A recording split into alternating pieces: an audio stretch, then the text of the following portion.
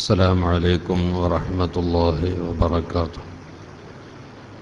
بسم الله والحمد لله والصلاة والسلام على سيدنا محمد رسول الله وعلى آله وأصحابه الفائزين برضا الله. أما بعد،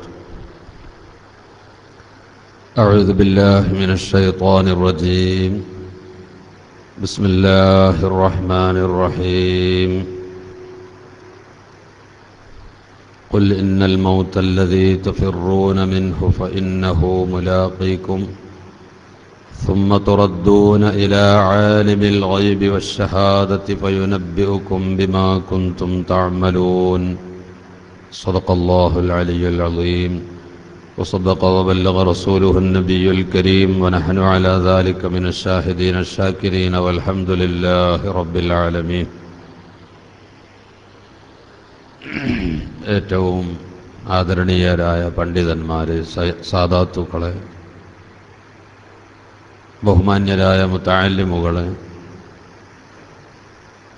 സഹോദരങ്ങളെ, സുഹൃത്തുക്കളെ, അല്ലാഹു സുബ്ഹാനഹു വ തആല നമ്മെ എല്ലാവരെയും നമ്മുടെ കുടുംബത്തെയും ഉസ്താദുമാരെയും ദുആ വസിയത്ത് പറഞ്ഞവരെയും ഈ മഹത്തായ സ്ഥാപനം പടുത്തുയർത്തി അത് നടത്തിക്കൊണ്ടുപോകുന്ന, അതിനെ സഹായിക്കുന്ന, അതിൽ പഠിച്ചുകൊണ്ടിരിക്കുന്ന, അതിൽ ജോലി ചെയ്തുകൊണ്ടിരിക്കുന്ന ഉസ്താദുമാരുൾപ്പെടെ എല്ലാ ജീവനക്കാരെയും പരിശുദ്ധ റമളാനിൽ അല്ലാഹു സ്വീകരിച്ച് സ്വർഗം കൊടുത്ത് ആദരിക്കുന്ന ഇഷ്ടദാസന്മാരിൽ പെടുത്തി തരുമാറാവട്ടെ. ആമീൻ യാ റബ്ബൽ ആലമീൻ. അല്ലാഹു ഈ സ്ഥാപനത്തെ കൂടുതൽ പുരോഗതിപ്പെടുത്തുകയും ഇവിടെ പഠിച്ചുകൊണ്ടിരിക്കുന്ന മുതഅല്ലിമുകൾക്കും അവരുടെ ഉസ്താദുമാർക്കും നമുക്കെല്ലാം നാഫിആയ ഇൽമും ഈമാനും തഖ്വയും സുഹദും സ്വലാഹിയത്തും കൊണ്ട് അനുഗ്രഹിക്കുകയും ചെയ്യുമാറാവട്ടെ. ആമീൻ യാ റബ്ബൽ ആലമീൻ.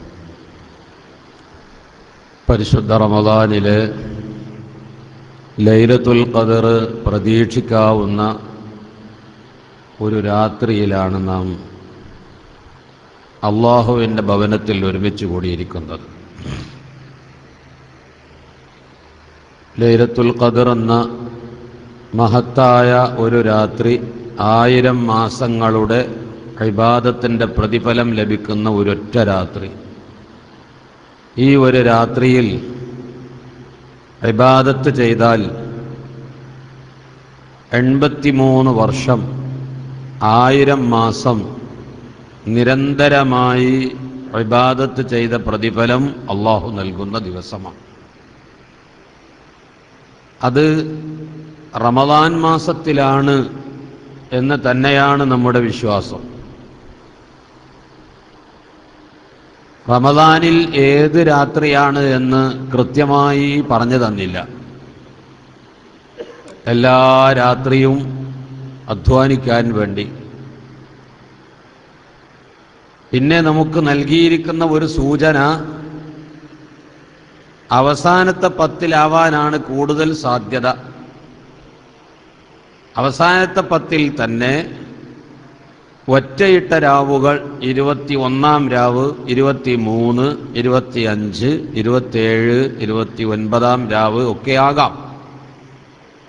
അതിൽ ലൈലത്തുൽ ഖദർ പ്രതീക്ഷിക്കാവുന്ന പ്രധാനപ്പെട്ട ഒരു രാത്രിയാണ് ഇന്ന്.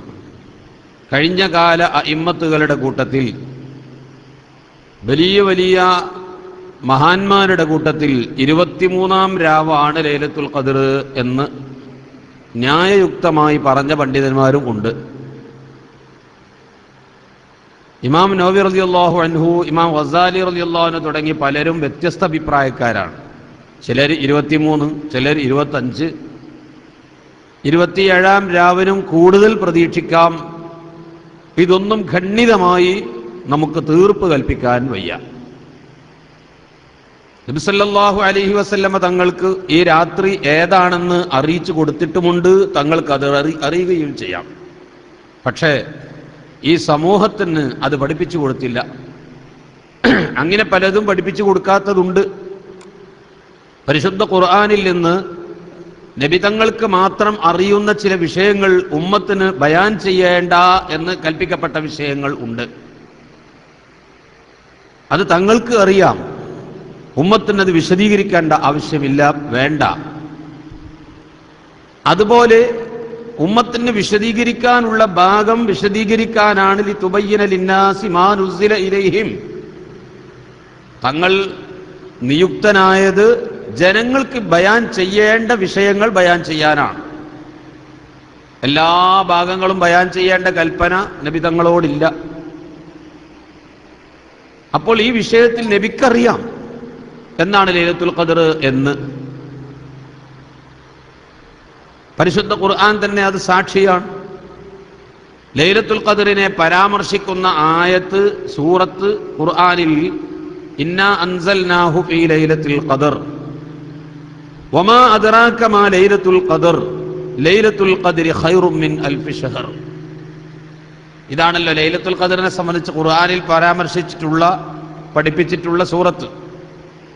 അതിൽ വമാ അദ്റാക എന്ന് പ്രയോഗിച്ചത് കൊണ്ട് അത് നബിക്ക് അറിയാം എന്നാണ് പണ്ഡിതന്മാരുടെ തീരുമാനം. കാരണം വമാ എന്നത് അദ്റാക എന്ന മാളിയായ ഫഇലിൽ പ്രവേശിച്ചാൽ അത് നബിക്ക് അറിയിച്ചു കൊടുത്തിട്ടുണ്ട് എന്നാണ് ഇതിന്റെ വകുപ്പ്.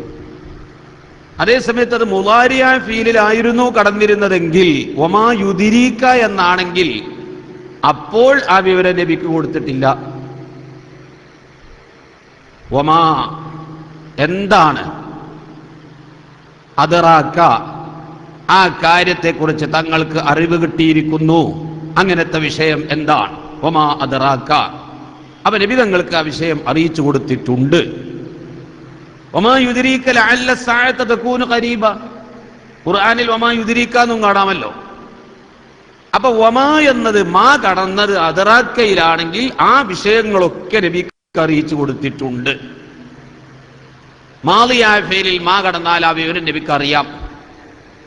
ഇത് പണ്ഡിതന്മാർ മുഫസ്സിറുകൾ നമുക്ക് പഠിപ്പിച്ചു തന്ന ഒരു തത്വമാണ്. അല്ലാഹുവിന്റെ റസൂലിന് അറിയാം ലൈലത്തുൽ ഖദ്ർ എന്നാണ്. പല സഹാബികളും റസൂലുള്ളാഹി തങ്ങളെ വട്ടമിട്ടുകൊണ്ട് തിരിച്ചും മറിച്ചും ചോദിച്ചിട്ടുണ്ട്. അല്ലാഹുവിന്റെ റസൂലിനോട് എന്നാ ലൈലത്തുൽ ഖദ്ർ? അത് റമളാനിലാണ്. അബൂദർ ഗിഫാരി തങ്ങൾ ചോദിച്ചു എന്നാ ലൈലത്തുൽ ഖദ്ർ? അത് റമളാൻ മാസത്തിലാണ്.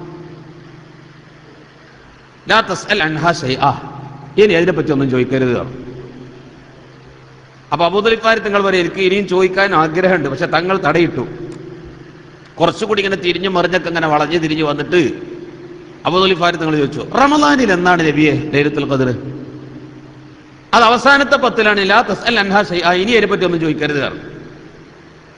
അപ്പോഴും ഹൃദയത്തിൽ ഇത് കിട്ടണം, ചോദിക്കണമെന്നുണ്ട്. പക്ഷേ തങ്ങൾ പറഞ്ഞത് ലാ തസ്അൽ അൻഹാ ശൈആ എന്നല്ലേ. വേറെ എന്തോ വിഷയങ്ങളൊക്കെ ചർച്ച ചെയ്ത് തിരിഞ്ഞു മറിഞ്ഞിങ്ങനെ വന്നപ്പോ അബൂദർ ഗിഫാരി റളിയല്ലാഹു അൻഹു പിന്നെയും ചോദിച്ചു അവസാനത്തെ പത്തിൽ എന്നാ? നിങ്ങളോടല്ലേ പറഞ്ഞത് ലാ തസ്അൽ അൻഹാ ശൈആ, അവസാനത്തെ പത്തിൽ ഒറ്റയിട്ട രാവുകളിലാ, ഇനി ഒന്നും ചോദിക്കരുത്. കുറച്ച് കഴിഞ്ഞ് പിന്നെയും മൂപ്പർ ഇങ്ങനെ തിരിഞ്ഞു പറഞ്ഞു എങ്ങനെയെങ്കിലും ഇത് കിട്ടണം, പിന്നാലെ കൂടുകയാണ്. അല്ലാഹുവിന്റെ റസൂല് ആ ഹദീസിൽ കാണാം ഒന്നും കൂടി ചോദിക്കരുത്, ഇനി മേലിൽ മിണ്ടിപ്പോരുത്, അത് 27-ാം രാവിനാണ് എന്നും പറഞ്ഞ് അങ്ങ് നിർത്തി.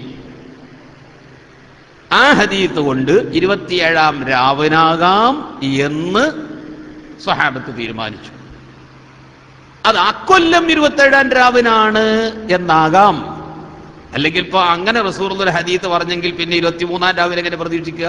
ആ 27-ാം രാവിനെ തന്നെ പ്രതീക്ഷിച്ചാൽ പോലെ. അപ്പൊ അതിന് പല മഹമ്മിലുകളും പണ്ഡിതന്മാർ കണ്ടെത്തുകയും ഒരു പക്ഷേ അത് 27-ാം രാവിനോ അല്ലെങ്കിൽ 23-ാം രാവിനോ ഒക്കെ ആവാം. ഏതായിരുന്നാലും നമ്മളോട് കൽപ്പിക്കപ്പെട്ടത് റമളാൻ മാസം 30 ദിവസവും അത് പ്രതീക്ഷിക്കണമെന്നാണ്. ആ കൂട്ടത്തിൽ അത് ഇന്നാവാം, നല്ല ചാൻസ് ഉണ്ട് അത് ഇന്നാവാൻ. ലൈലത്തുൽ ഖദ്ർ ആണോ അല്ലേ എന്ന് മനസ്സിലാക്കാൻ പറ്റിയ കുറെ അടയാളങ്ങൾ പറഞ്ഞു തന്നിട്ടുണ്ട്. ലൈലത്തുൽ ഖദ്ർ ആണോ? ആരോ കയ്യിൽ മൊബൈലുണ്ടോ? പരപ്പനങ്ങാടി കടപ്പുറത്ത് ആരോ പരിചയക്കാരുണ്ടെങ്കിൽ ഒന്ന് ഫോൺ ചെയ്ത് നോക്കുന്ന കടലിലെ വെള്ളത്തിന് ഉപ്പുണ്ടോ? ലൈലത്തുൽ ഖദ്ർ അന്ന് കടലിലെ വെള്ളത്തിന് ഉപ്പുണ്ടാവൂലെന്നാ, ഉപ്പ് രുചി ഉണ്ടാവൂല. കടലിലെ വെള്ളത്തിന് ഉപ്പ് രുചി ഉണ്ടാവില്ല ലൈലത്തുൽ ഖദ്റിന്റെ അന്ന്. പക്ഷെ ലൈലത്തുൽ ഖദറിന്റെ അന്ന് ഉപ്പുരുചി ഉണ്ടാവൂല എന്നതുകൊണ്ട് ഉപ്പുരുചി ഇല്ലാത്ത എല്ലാ ദിവസവും ലൈലത്തുൽ ഖദറാന്ന് തീരുമാനിക്കാൻ പറ്റൂല. അപ്പൊ പിന്നെ ഫോൺ ചെയ്തിട്ടും കാര്യമില്ല. ഉപ്പുരുചി ഇല്ലാത്ത എല്ലാ ദിവസവും ലൈലത്തുൽ ഖദറാണെന്ന് തീരുമാനിക്കാൻ പറ്റൂല. അതൊരടയാളമാണ്. ഏതോ ആവട്ടെ, ഏറ്റവും പ്രധാനപ്പെട്ട ഒരു രാത്രിയെ പ്രതീക്ഷിച്ചുകൊണ്ടാണ് അള്ളാന്റെ ഭവനത്തിൽ ഇഅ്തികാഫിരുന്നുകൊണ്ട് നാം ഈ കഴിഞ്ഞുകൂടുന്നത്. ആ പ്രതീക്ഷ അല്ലാഹു തആല തെറ്റിക്കാതിരിക്കുമാറാവട്ടെ. നമുക്ക് ലൈലത്തുൽ ഖദറിന്റെ ഗുണം എന്താണോ ആ ഗുണം അല്ലാഹു തആല നമുക്ക് നൽകി അനുഗ്രഹിക്കുമാറാവട്ടെ. അല്ലാഹു തആല ചെയ്ത ഏറ്റവും വലിയ ഒരു അനുഗ്രഹമാണ് ആ ഒരു പുണ്യരാത്രി. കഴിഞ്ഞ കാല പ്രവാചകന്മാർ وعاش يدعو بآيات مبينة في قومه ألف عام غير 50. നൂഹ് നബി അലൈഹിസ്സലാം നുബൂവത്ത് കിട്ടുന്നതിന് മുൻപും 50 കൊല്ലവും, നുബൂവത്ത് കിട്ടി ജനങ്ങളെ ഇസ്ലാമിലേക്ക് ക്ഷണിച്ചുകൊണ്ട് 900 കൊല്ലവും, അതിനുശേഷം ലോകം മുഴുവനും വെള്ളത്തിൽ മുക്കിയ ജലപ്രളയം നടന്ന തൂഫാനിന്റെ ശേഷം 50 കൊല്ലവുമായി 950 കൊല്ലം ജീവിച്ച ആളാണ് നൂഹ് നബി അലൈഹിസ്സലാം. 1000 കൊല്ലം ജീവിച്ചിട്ടുണ്ട് ആദം നബി അലൈഹിസ്സലാം. പല നബിമാരും 1000ഉം 900ഉം ഒക്കെ കൊല്ലം ജീവിച്ചു. ആ ജീവിച്ച കാലം അത്രയും അള്ളാഹുവിന് ഫുൾ ടൈം ഇബാദത്തിനുമായി കഴിഞ്ഞുകൂടി. അവരെ കൊണ്ട് വിശ്വസിച്ച മഹബൂബികളായ ഉമ്മത്തികളും അസ്വഹാബിമാരും ആ നിലക്ക് ഇബാദത്തെടുത്ത് കഴിഞ്ഞു. അപ്പോൾ നബി സല്ലല്ലാഹു അലൈഹി വസല്ലമ തങ്ങളുടെ ഉമ്മത്തികളായ നമുക്ക് നൽകിയിരിക്കുന്ന ആയുസ് അഅ്മാറു ഉമ്മത്തി മാ ബൈന 60 വ 70. എന്റെ സമുദായത്തിന്റെ വയസ്സ് 60ന്റെയും 70ന്റെയും ഇടയിലാണ്. വളരെ കുറഞ്ഞ ആളുകൾ മാത്രമേ 60ന്റെ അപ്പുറത്തേക്ക് 70ന്റെ അപ്പുറത്തേക്ക് ജീവിക്കുകയുള്ളൂ. വളരെ കുറഞ്ഞ ആളുകൾ മാത്രമാണ് 60ന്റെ മുമ്പ് മരിക്കുന്നത്. ഭൂരിപക്ഷം ആളുകളും 60, 70ന്റെ ഇടയിൽ മരിക്കുന്നവരാണ്. അഥവാ 90 വയസ്സ് 100 വയസ്സ് വരെ ആയെങ്കിൽ ശ്രദ്ധേയമായ ഒരു റിപ്പോർട്ട് പത്രത്തിൽ ചരമകോളത്തിൽ കാണും. 110ാമത്തെ വയസ്സിലാണ് മരിക്കുന്നതെങ്കിൽ ചരമകോളത്തിൽ ഒരു പെട്ടിക്കോളം കാണും 110ാമത്തെ വയസ്സിൽ മരിച്ചു എന്ന്. അപ്പോൾ വയസ്സ് വളരെ ചുരുക്കമായ നമുക്ക് ആ അംബിയാഇന്റെ ഉമ്മത്തിനോട് കിടപിടിക്കാൻ എങ്ങനെ കഴിയും? അവരെക്കാൾ ഉന്നതരാണ് നാം. എല്ലാ നബിമാരുടെ ഉമ്മത്തിനേക്കാളും ശ്രേഷ്ഠമായ ഉമ്മത്ത് റസൂലുള്ളാഹി തങ്ങളുടെ ഉമ്മത്താണ്. അപ്പൊ ഇബാദത്ത് വളരെ കുറവുമാണല്ലോ നമുക്ക്. റസൂലുള്ളാഹിന്റെ മഹത്വം തന്നെ മതി. എന്നാലും ഇബാദത്തിന്റെ കാര്യത്തിലും ഒരു കുറവ് വരുത്താതെ അള്ളാഹു അത് നികത്തി തന്നിട്ടുണ്ട്. എങ്ങനെ? ഒരു രാത്രി അള്ളാഹു തആല നിശ്ചയിച്ചു. ആ രാത്രിയിൽ ഇബാദത്ത് ചെയ്യുന്ന പക്ഷം 80 കൊല്ലം 83 കൊല്ലം നിരന്തരമായി ഇബാദത്ത് ചെയ്താൽ എന്ത് പ്രതിഫലം ലഭിക്കുമോ ആ പ്രതിഫലം ഒരൊറ്റ രാത്രിയിൽ ഇബാദത്തിൽ വെച്ച് തന്നു. അങ്ങനെയാണെങ്കിൽ ഒരു മനുഷ്യൻ 50 കൊല്ലം ഇവിടെ ജീവിച്ചാൽ അതിൽ 15 കൊല്ലക്കാലം പ്രായപൂർത്തിയാകാത്ത കാലം വിട്ടിട്ട് ബാക്കിയുള്ള 35 കൊല്ലത്തെ കുറിച്ച് പരലോകത്ത് ചോദ്യം ചെയ്യപ്പെടുമ്പോൾ ആ 35 കൊല്ലത്തെ ഓരോ കൊല്ലവും ലൈലത്തുൽ ഖദർ അനുഭവിക്കുകയും കിട്ടുകയും ചെയ്ത വ്യക്തിയാണെങ്കിൽ ആ വ്യക്തിക്ക് നാളെ പരലോകത്ത് വേറെ ഏതെങ്കിലും ഒരു നബിയുടെ ഉമ്മത്തിന്റെ താഴെയാകേണ്ടി വരുമോ? ഒരിക്കലുമില്ല. ഈ ഉമ്മത്തിനോട് അടുക്കാൻ ഒരു നിലക്കും മറ്റൊരാൾക്കും സാധ്യമല്ല. അങ്ങനത്തെ ഒരു അനുഗ്രഹം അല്ലാഹു ചെയ്തു തന്നു. ഈ ഒരു രാത്രി ഇബാദത്തെടുക്കാൻ വേണ്ടി നിശ്ചയിക്കുക മാത്രമല്ല ചെയ്തത്, പിന്നെയോ വേറെ നാം ഒരു ഇബാദത്തും എടുക്കാതെ കിട്ടുന്ന ഒരു വലിയ അനുഗ്രഹമുണ്ട്. ഒരാൾ പള്ളിയിൽ വന്ന് ഇഅ്തികാഫിരിക്കുകയാണ്, ഒരു സുബ്ഹാനല്ലാഹ് പോലും ചൊല്ലിയിട്ടില്ല, ഒരു സൂറത്ത് ഖുർആൻ ഓതിയിട്ടില്ല. അയാൾ പള്ളിയിൽ ഇഅ്തികാഫിരുന്നു കൊണ്ട് അള്ളാഹുവിനോട് പടച്ചവനെ എന്നെ നന്നാക്കി തരണമേ, ഇതിങ്ങനെ ദുആ ചെയ്തുകൊണ്ട് നല്ല ഇഖ്ലാസുള്ള ഹൃദയത്തോടുകൂടി പള്ളിയിൽ വന്ന് ഇഅ്തികാഫിരിക്കുന്നു. അങ്ങനെ ഇരിക്കുന്നൊരു മനുഷ്യന് കിട്ടുന്ന വലിയൊരു അനുഗ്രഹമുണ്ട്. എന്താണെന്നോ? തനസ്സലുൽ മലായികതു വറൂഹു ഫീഹാ ബിഇദ്നി റബ്ബിഹിം മിൻ കുല്ലി അംർ. തനസ്സലുൽ മലായികതു, മലക്കുകൾ ഇറങ്ങി വരും. മലക്കുകൾ ഇറങ്ങി വരും. ഏത് മലക്ക്? ഒരു സ്പെഷ്യലായ മലക്കുകളുണ്ട്. എവിടെയാണ് ആ മലക്കുകൾ? ഇൻദ സിദ്റത്തിൽ മുൻതഹ. സിദ്റത്തുൽ മുൻതഹ എന്ന് പറഞ്ഞിട്ടൊരു വൃക്ഷമുണ്ട്. സിദ്റത്തുൽ മുൻതഹ എന്ന് പറഞ്ഞ വാക്കിന്റെ അർത്ഥം, സിദ്റ എന്ന് പറഞ്ഞാൽ എലന്തമരം എന്നാണ്. അൽ മുൻതഹ എന്ന് പറഞ്ഞാൽ അങ്ങേ അറ്റത്തുള്ള എലന്തമരം എന്നാണ് ആ പദത്തിന്റെ അർത്ഥം. അങ്ങേ അറ്റത്തുള്ള എലന്തമരം എന്ന് പറഞ്ഞാൽ, ഈ എലന്തമരത്തെ പറയാനുള്ള കാരണം അറബികൾക്ക് സാധാരണ പരിചയമുള്ള ഒരു പദമാണത്. സാധാരണ നാം ഒരു 10 സെന്റ് ഭൂമി വാങ്ങിയാൽ, 1 ഏക്കർ ഭൂമി വാങ്ങിയാൽ, ആ ഭൂമിക്ക് അതിര് നിശ്ചയിക്കുന്ന സമയത്ത് കൽമതിലുകൾ കെട്ടാറുണ്ട്, കമ്പിവേലികൾ കെട്ടാറുണ്ട്. അതുപോലെ പല ചെടികൾ വെച്ച് പിടിപ്പിച്ചിട്ട് അതിന് അതിർത്തി നിശ്ചയിക്കാറുണ്ട്. എന്താണത്? ഇവിടെ നിന്നങ്ങോട്ട് എന്റേതാണ്, ഇവിടെ നിന്നങ്ങോട്ട് എന്റേതല്ല എന്ന് അതിർത്തി നിശ്ചയിച്ചുകൊണ്ട്, ബൗണ്ടറി തിരിച്ചുകൊണ്ടാണ് ഇത് സ്ഥാപിക്കാറുള്ളത്. ഈ മരങ്ങൾ വെച്ച് പിടിപ്പിക്കുക, അല്ലെങ്കിൽ മതിൽ കെട്ടുക, അല്ലെങ്കിൽ കമ്പിവേലി കെട്ടുക ചെയ്യുന്നത് ബൗണ്ടറി നിശ്ചയിച്ചുകൊണ്ടാണ്. അറബികൾ സാധാരണ 1 ഏക്കർ ഭൂമി വാങ്ങിയാൽ അതിന് അതിർത്തി നിശ്ചയിക്കാൻ വേണ്ടി അവർ സ്ഥാപിക്കുന്നത് എലന്തമരമാണ്. ഈ എലന്തമരം വരി വരിയായി കുത്തിക്കണ്ടാൽ മനസ്സിലാക്കാം, ഈ എലന്തമരത്തിന്റെ അവിടം വരെ എന്റെ ബൗണ്ടറിയാണ്, അവിടെ നിന്ന് അങ്ങോട്ട് എന്റേതല്ല എന്ന് ബൗണ്ടറി നിശ്ചയിക്കാൻ വേണ്ടി നിശ്ചയിക്കുന്നതാണ് ഈ മരം. ഇൻദ സിദ്റത്തിൽ മുൻതഹ. സിദ്റ മരത്തിന്റെ സമീപത്താണ്. അല്ലാഹുവിന്റെ റസൂൽ മിഅ്റാജിന്റെ യാത്ര പോയ സന്ദർഭത്തെ കുറിച്ച് വന്നജ്മി സൂറത്തിൽ പറഞ്ഞിട്ടുള്ള വിഷയമാണ്. എന്താണ് ഈ മരം? അതെവിടെയാ സ്ഥാപിച്ചത്? അത് ദുനിയാവിന്റെ ബൗണ്ടറിയിലാണ്. അവിടം വരെ ദുനിയാവാണ്. ആ മരത്തിന്റെ അപ്പുറം ആഖിറമാണ്. ഈ മരത്തിന്റെ അപ്പുറത്ത് ഒരാൾക്ക് കടക്കണമെങ്കിൽ മരിച്ചതിന് ശേഷമേ പറ്റൂ. മരണത്തിന് മുമ്പ് ഒരാൾക്ക് അങ്ങോട്ട് പ്രവേശനമില്ല. അഷ്റഫുൽ ഖൽഖ് സല്ലല്ലാഹു അലൈഹി വസല്ലമ തങ്ങളല്ലാതെ അവിടെ നിന്ന് അങ്ങോട്ട് പ്രവേശിച്ചിട്ടില്ല. മിഅ്റാജിന്റെ രാത്രിയിൽ നബി സല്ലല്ലാഹു അലൈഹി വസല്ലമ തങ്ങളെ കൂട്ടിക്കൊണ്ടുപോയി മീകായിൽ അലൈഹിസ്സലാമും ജിബ്രീൽ അലൈഹിസ്സലാമും മീകായിൽ അലൈഹിസ്സലാമും കൂടി കൊണ്ടുപോയിട്ട് ഒരു പ്രത്യേക പോയിന്റിലെത്തിയപ്പോൾ വമാ മിന്നാ ഇല്ലാ ലഹു മഖാമും മഅലൂം, ഞങ്ങളെല്ലാം അതിർത്തി നിശ്ചയിക്കപ്പെട്ടവരാണ്, ഇവിടെ നിന്ന് അങ്ങോട്ട് കടക്കാൻ ഞങ്ങൾക്ക് അവകാശമില്ലെന്ന് പറഞ്ഞ് ബഹുമാനപ്പെട്ട ജിബ്രീൽ അലൈഹിസ്സലാം ഫലമ്മാന അന്നാമൂസു വൽ ഖൽബു ഫീ സഖഫ് അതാഹു നിദായ സയ്യിദർ റസൂലി ലാ തഖഫ് അനല്ലാഹു മിന്നീ ബിത്തഹിയാതി തബ്ദഊ. ഞങ്ങൾ ഇവിടെ നിന്ന് അങ്ങോട്ട് കടക്കുകയാണെങ്കിൽ അള്ളാഹുവിന്റെ നൂറാനിയത്തിൽപ്പെട്ട് കരിഞ്ഞു പോകും, ഞങ്ങൾക്ക് ഇവിടെ നിന്ന് അങ്ങോട്ട് പ്രവേശനമില്ല, ഞങ്ങളെല്ലാം അതിർത്തി നിശ്ചയിക്കപ്പെട്ടവരാണെന്ന് പറഞ്ഞ് ബഹുമാനപ്പെട്ട ജിബ്രീൽ അലൈഹിസ്സലാം ഭയന്ന് പിന്മാറുകയാണ്. ആ സ്ഥലം ആഖിറത്തിന്റെ ബൗണ്ടറിയാണ്, ദുനിയാവിന്റെ അതിർത്തി നിശ്ചയിച്ച സ്ഥലമാണ്, അതിനപ്പുറം ആഖിറമാണ്. ആ മരം നിൽക്കുന്നത് ദുനിയാവിന്റെ ബൗണ്ടറിയിലാണ്. അതാണ് അങ്ങേ അറ്റത്തുള്ള എലന്തമരം. ഈ പദം ഉപയോഗിച്ചത് അതിർത്തിയിൽ സ്ഥാപിച്ചത് കൊണ്ടാണ്. ഈ മരത്തിന്റെ വിശേഷണങ്ങൾ സഹീഹുൽ ബുഖാരിയിൽ കാണാം. അതിന്റെ ഇലകൾ കാദാനിൽ ഫീലി, ആനന്റെ ചെവി പോലെ വട്ടത്തിൽ വളരെ വലുതാ.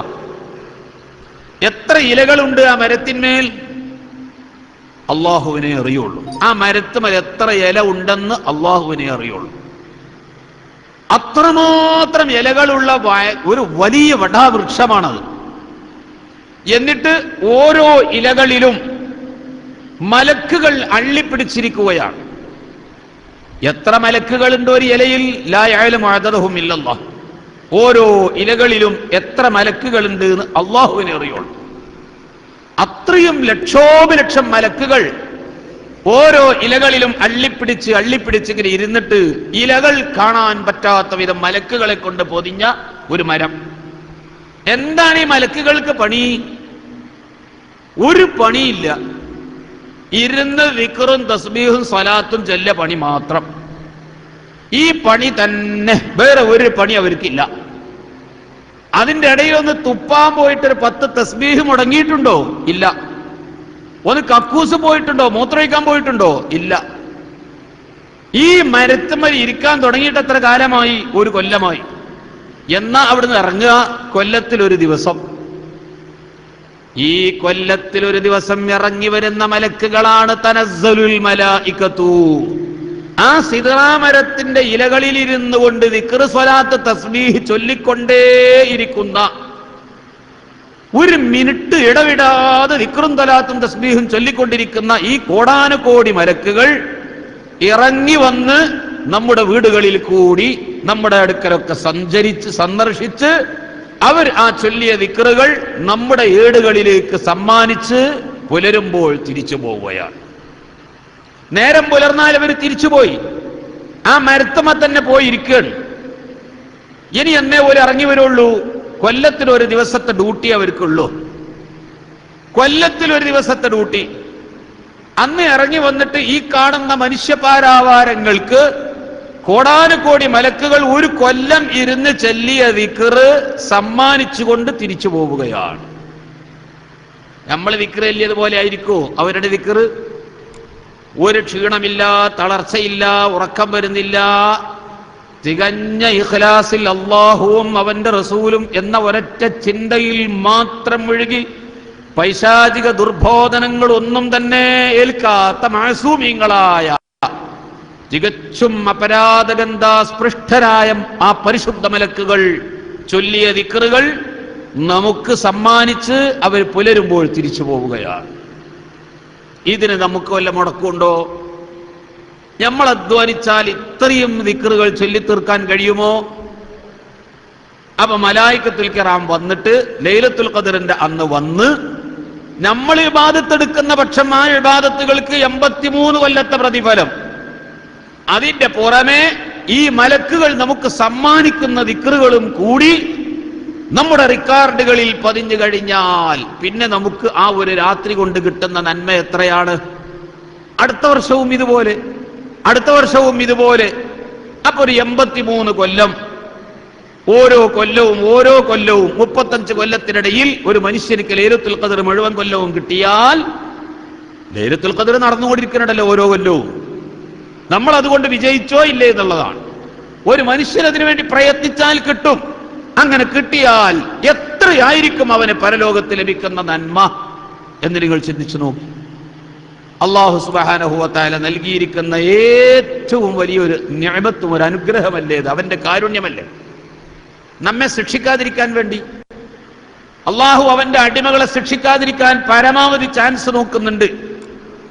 അള്ളാഹു ഒരിക്കലും ഒരടിമ നരകത്തിൽ പോയി വീഴരുതേ എന്ന ഉദ്ദേശക്കാരനാണ്.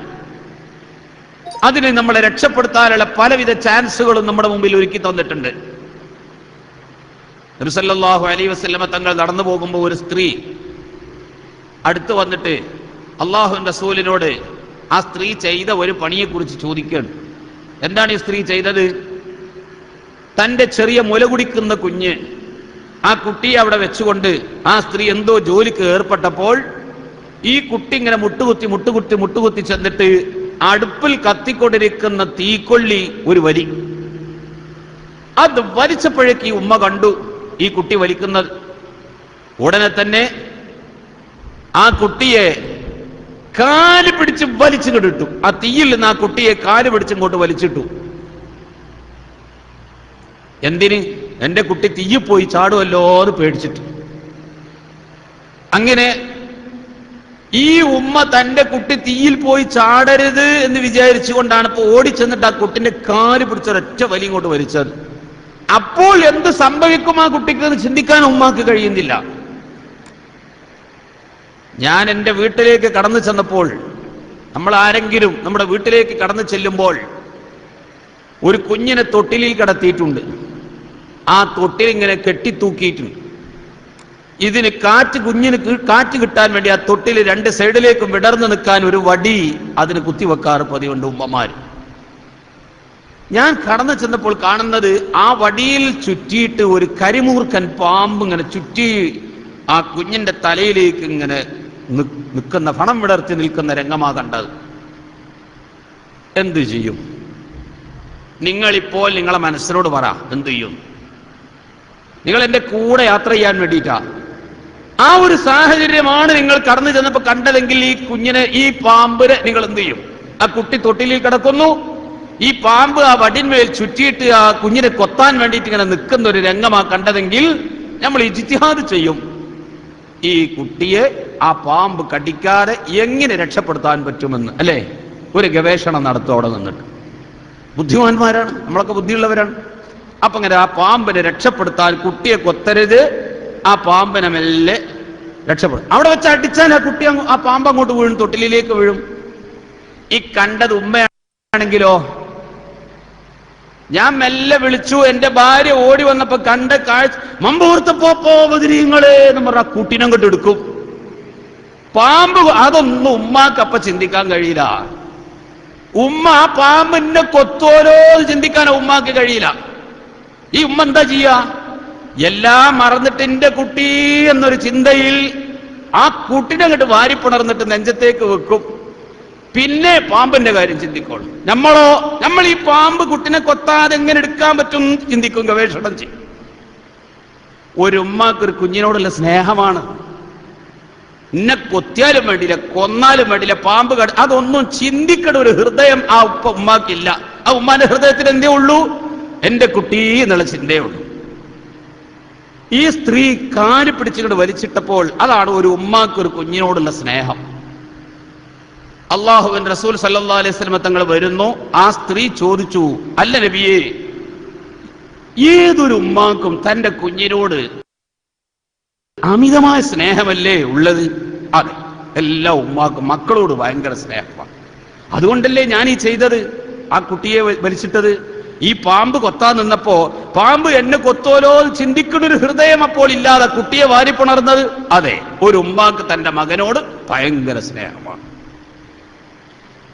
അങ്ങനെ സ്നേഹിക്കുന്ന ഒരു ഉമ്മ തന്റെ കുട്ടി തീയിൽ പോയി ചാടണമെന്ന് ഉദ്ദേശിക്കുവോ? ഒരിക്കലും ഉദ്ദേശിക്കൂല. രണ്ടാമത്തെ അടുത്ത ചോദ്യം, അല്ലയോ നബിയേ, ഒരു ഉമ്മ തന്റെ കുഞ്ഞിനെ സ്നേഹിക്കുന്നതിലുപരി അള്ളാഹു അവന്റെ അടിമകളെ സ്നേഹിക്കുന്നില്ലേ? അത് ശരിയാ. ഒരു ഉമ്മ തന്റെ കുഞ്ഞിനെ സ്നേഹിക്കുന്നത് എങ്ങനെയാണോ അതിനേക്കാളും അള്ളാഹു അവന്റെ അടിമയെ സ്നേഹിക്കുന്നുണ്ട്. അപ്പൊ ഈ ഉമ്മാന്റെ ചോദ്യം, എന്നാൽ പിന്നെ അള്ളാഹു അവന്റെ അടിമ നരകത്തിൽ പോയി വീഴാൻ ഉദ്ദേശിക്കുമോ? ഇതിങ്ങനെ വളഞ്ഞു തിരിഞ്ഞ് ചോദിച്ചപ്പോ അള്ളാന്റെ റസൂൽ ഇങ്ങനെ തലതാഴ്ത്തി അവിടെ ഇരുന്നു. ആ ചോദ്യം വല്ലാത്തൊരു രസമുണ്ടല്ലോ. ചോദിച്ചിങ്ങനെ കൊണ്ടുവന്നിട്ടാണ് മുട്ടിക്കാണ്. ഒരു ഉമ്മാക്ക് ഒരു കുഞ്ഞിനോടുള്ള സ്നേഹം ഭയങ്കരമാണ്. അതുകൊണ്ട് തന്നെ ഒരു കുട്ടിയും നരകത്തിൽ പോയി ചാടരുത് എന്ന് ഉമ്മ ആഗ്രഹിക്കുകയാണ്. അള്ളാഹു ആണെങ്കിൽ ആ ഉമ്മാനേക്കാൾ അടിമനെ സ്നേഹിക്കുമെങ്കിൽ പിന്നെ എങ്ങനെ അള്ളാഹു തആല ഒരു അടിമനെ നരകത്തിൽ ഇടുക? ശരിയാണ്. അള്ളാഹു റസൂൽ ഇങ്ങനെ തല താഴ്ത്തി ഇരുന്നിട്ട് കുറച്ച് കഴിഞ്ഞപ്പോൾ തല പൊക്കിയിട്ട് പറഞ്ഞു, ശരിയാണ്, അള്ളാഹു തആല ഒരടിമയും നരകത്തിൽ പോയി ചാടരുത്, വീഴരുത് എന്ന് ഉദ്ദേശിക്കും. ഒരു ഉമ്മ കുഞ്ഞിനെ ആഗ്രഹിക്കുന്നതിനേക്കാൾ അള്ളാഹു തആല അവന്റെ അടിയാറുകൾ നരകത്തിൽ പോയി വീഴരുത് എന്ന് ഉദ്ദേശിക്കുന്നവനാണ്. പിന്നെ എങ്ങനെ നരകത്തിൽ പോയി വീഴുന്നത്?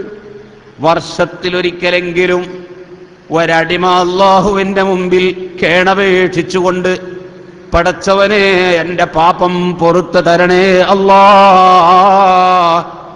എന്ന് കരയുന്ന ഹൃദയത്തോടെ പാതിരാവിൽ അവന്റെ റഹമത്തിന്റെ കവാടം തുറന്നു വെച്ച് അവനിലേക്ക് കൈനീട്ടി യാചിക്കുന്ന അടിമകളെ നോക്കി റഹ്മാനായ റബ്ബ് കാത്തിരിക്കുന്ന സമയത്ത്, അല്ലാഹു സുബ്ഹാനഹു വ തആല കാത്തിരിക്കുന്ന പാതിരാവിൽ അവന്റെ റഹമത്തിന്റെ കവാടം തുറന്നു വെച്ച് അവനിലേക്ക് കൈനീട്ടി യാചിക്കുന്ന അടിമകളെ നോക്കി റബ്ബ് സന്തോഷിക്കുമ്പോൾ, ആ സന്തോഷിക്കുന്ന കരച്ചിൽ, ആ സന്തോഷിക്കുന്ന പാതിരാവിൽ ഒരു കരച്ചിൽ കരഞ്ഞാൽ ആ കരയുന്ന ഒരൊറ്റ മനുഷ്യനെയും അല്ലാഹു നരകത്തിലിട്ട് ശിക്ഷിക്കുകയില്ല.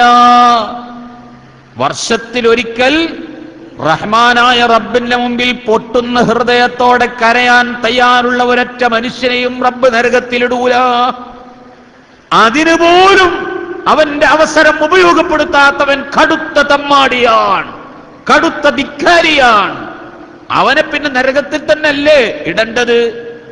ഇത്രയൊക്കെ അവസരം അല്ലാഹു തആല തന്നിട്ട് അല്ലാഹു തആലാക്ക് ഇബാദത്ത് ചെയ്ത് അവനോട് കരയാൻ ഒരു മനുഷ്യൻ തയ്യാറല്ലെങ്കിൽ, ഒരു ദിവസം അള്ളാഹിനോട് കരഞ്ഞ് പ്രാർത്ഥിക്കാൻ തയ്യാറല്ലെങ്കിൽ പിന്നെ ആ മനുഷ്യനെ നരകത്തിലല്ലാതെ എവിടെ ഇടുക?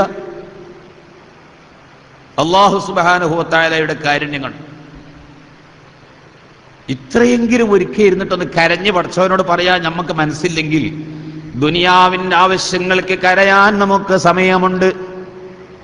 ഈ ദുനിയാവിൽ മക്കളെ ഗൾഫിലേക്ക് പറഞ്ഞയച്ചുകൊണ്ട് നിതാഖാത്ത് പ്രശ്നത്തിൽ കുടുങ്ങിപ്പോയപ്പോൾ ഇവിടെ വീട് വിറ്റുകൊണ്ട് മക്കളെ ആഭരണം പണയം വെച്ചുകൊണ്ട് എല്ലാം വിറ്റ് വലിച്ചുകൊണ്ട് ഈ ദുനിയാവ് സമ്പാദിക്കാൻ വേണ്ടി വിദേശ നാട്ടിലേക്ക് പോയപ്പോൾ അവിടെ വെച്ചൊരു വിസന്റെ പ്രശ്നം വന്നിട്ടോ ജോലി നഷ്ടപ്പെട്ടോ തിരിച്ചിങ്ങോട്ട് പോരേണ്ടി വന്നാൽ ഈ ഉപ്പ ആ മകന്റെ ജോലി നഷ്ടപ്പെട്ടതിന് കരയില്ലേ? നാം ഇന്ന് നടത്തിക്കൊണ്ടിരിക്കുന്ന ബിസിനസ്സിന് ഗവൺമെന്റ് ചുമത്തുന്ന അമിതമായ ടാക്സിന്റെ പേരിൽ നാം കരയില്ലേ?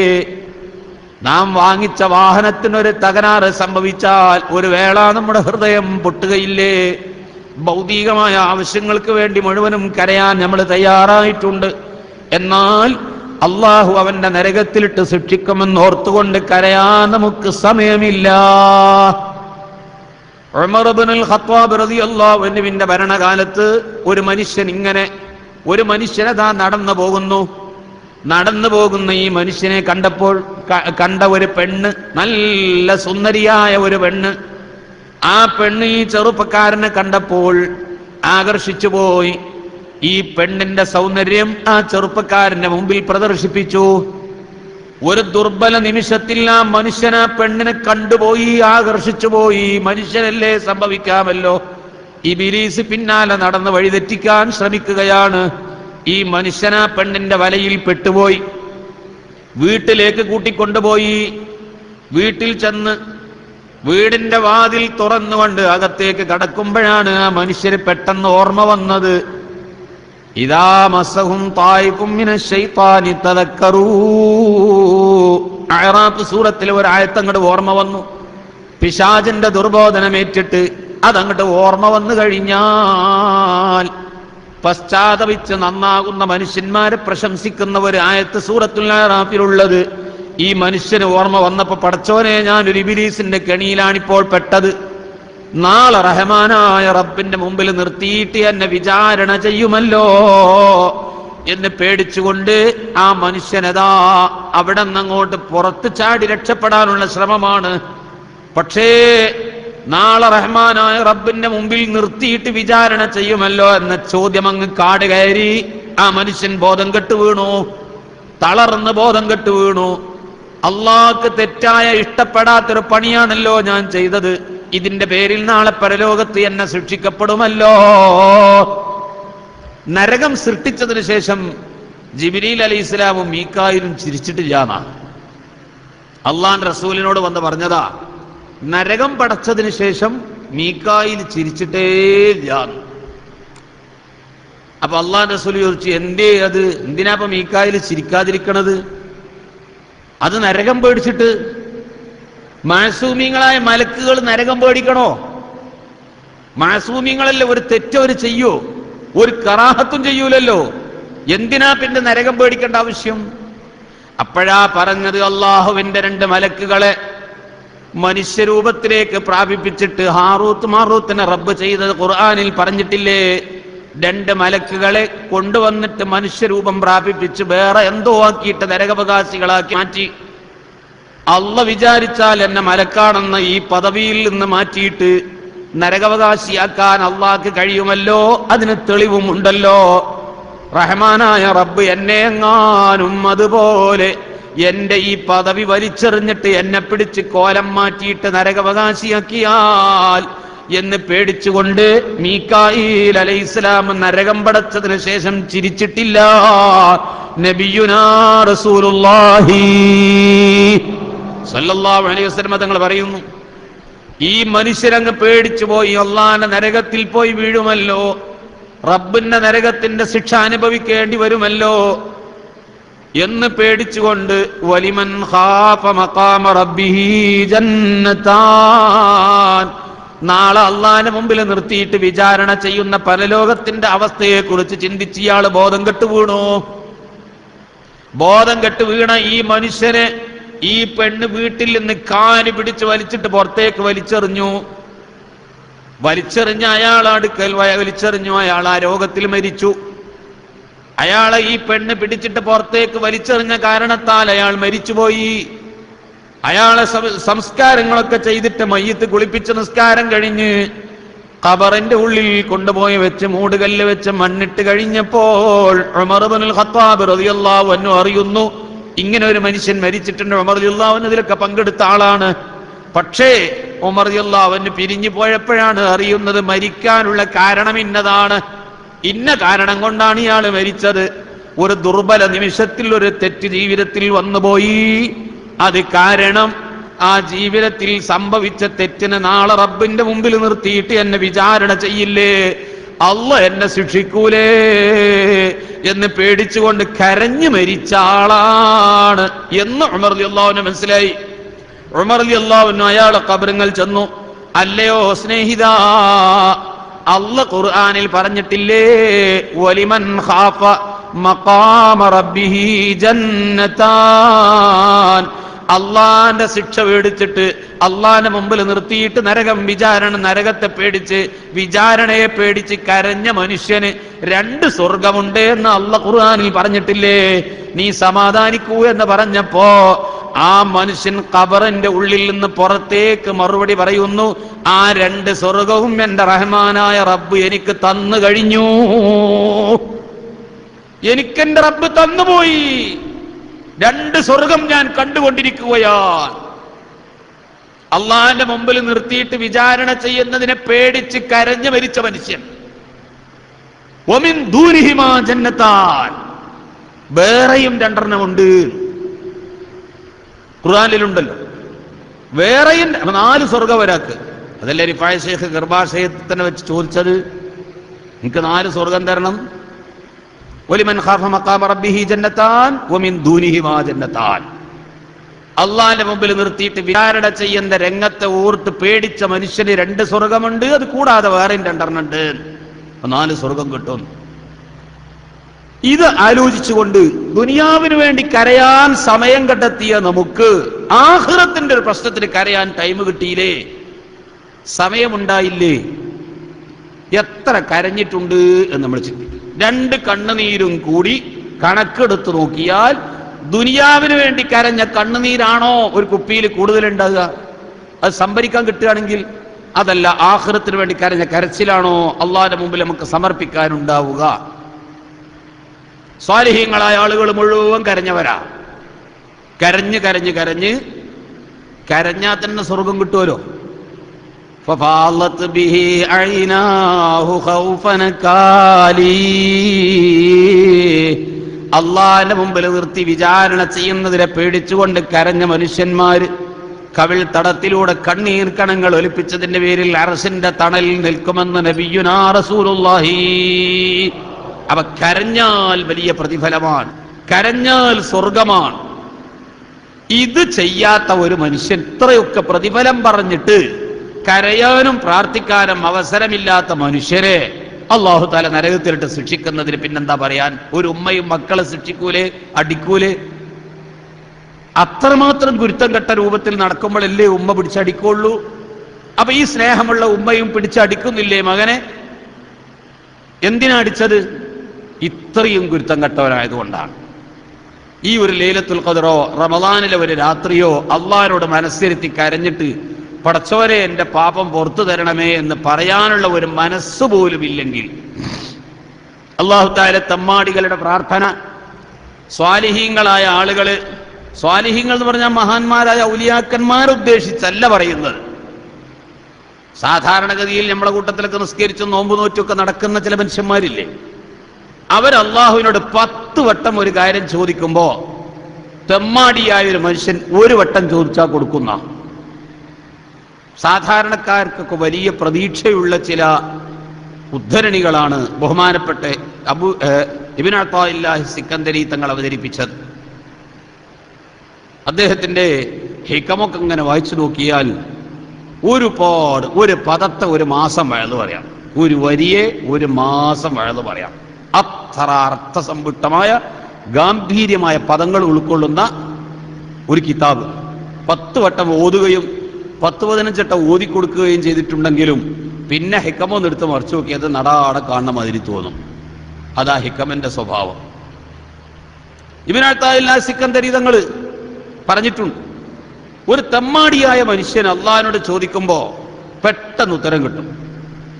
എന്നാ നിക്കരിക്കുന്നോൻ ചോദിച്ചാൽ ചിലപ്പോൾ അത്ര പെട്ടെന്ന് കിട്ടിയില്ലാന്ന് വരും. അതെന്താ കാരണം എന്നറിയോ? നമ്മൾ അവലംബിക്കുന്നത് ആ നിസ്കാരത്തെ ആയിരിക്കും. പടച്ചോനെ, ഞാൻ നിസ്കരിച്ചു, റമദാൻ മാസം വന്നാൽ ഒറ്റ നോമ്പ് ഒഴിവാക്കിയിട്ടില്ല, ഞാൻ ഒരുപാട് ഇബാദത്ത് കൊടുത്തു, എൻ്റെ അടുത്ത് വല്ല തെറ്റും വന്നിക്കണമെങ്കിൽ ഞാൻ മനഃപൂർവ്വം ചെയ്തതല്ല, നീ അത് പൊരുത്തപ്പെട്ടു തരണം. കണ്ടോ, നമ്മൾ അവലംബിച്ചത് എന്തിനാണ്? നമ്മുടെ ഇബാദത്തിനെയാണ്. അതേസമയത്ത് ഒരു തെമ്മാടിയായ മനുഷ്യനോ, പടച്ചവനെ ജാഹിലാണ്, ഒരു വിവരവും ഇല്ല, ഞാൻ ഒരുപാട് തെറ്റ് ചെയ്ത ആളാണ്, നീ നിന്റെ റഹ്മത്തോട് തന്നെങ്കിലായി, അല്ലാതെ നിന്റെ അടുത്ത് ഒന്നുമില്ല. അവൻ അവലംബിച്ചത് അള്ളാന്റെ റഹ്മത്തിനെയാണ്. അള്ളാന്റെ റഹ്മത്തിനെ അവലംബിച്ച് ചോദിച്ച ഒരു ചോദ്യം അള്ളാഹു തട്ടൂല. ഇബാദത്ത് മുന്നിക്ക് വെച്ചു കൊടുത്തിട്ട് അള്ളാഹിനോട് ചോദിച്ചതോ അള്ളാഹു തആല പരിഗണിക്കാൻ പ്രയാസമാണ്. നമ്മൾ ആ ഇബാദത്തിനെ അവലംബിച്ചു. ഈ ഇബാദത്തിന്റെ അവസ്ഥ എന്താ?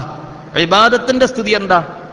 ഇബാദത്തിന്റെ സ്ഥിതി നോക്കിയാൽ, ശരിക്കും അതിന്റെ ഉള്ളിലേക്ക് ഇറങ്ങിച്ചെന്ന് നോക്കിയാൽ, ഉമർ ഖാദി റളിയല്ലാഹു അൻഹുവിനോട് ചെന്നിട്ട് ഒരാൾ ചോദിച്ചു, ഉമർ ഖാദി മൂലേർ പാപ്പ, എന്റെ കാര്യത്തിലൊന്ന് ദ്വാരക്കണേ, എനിക്ക് വേണ്ടിയിട്ട് ദ്വാരക്കണം.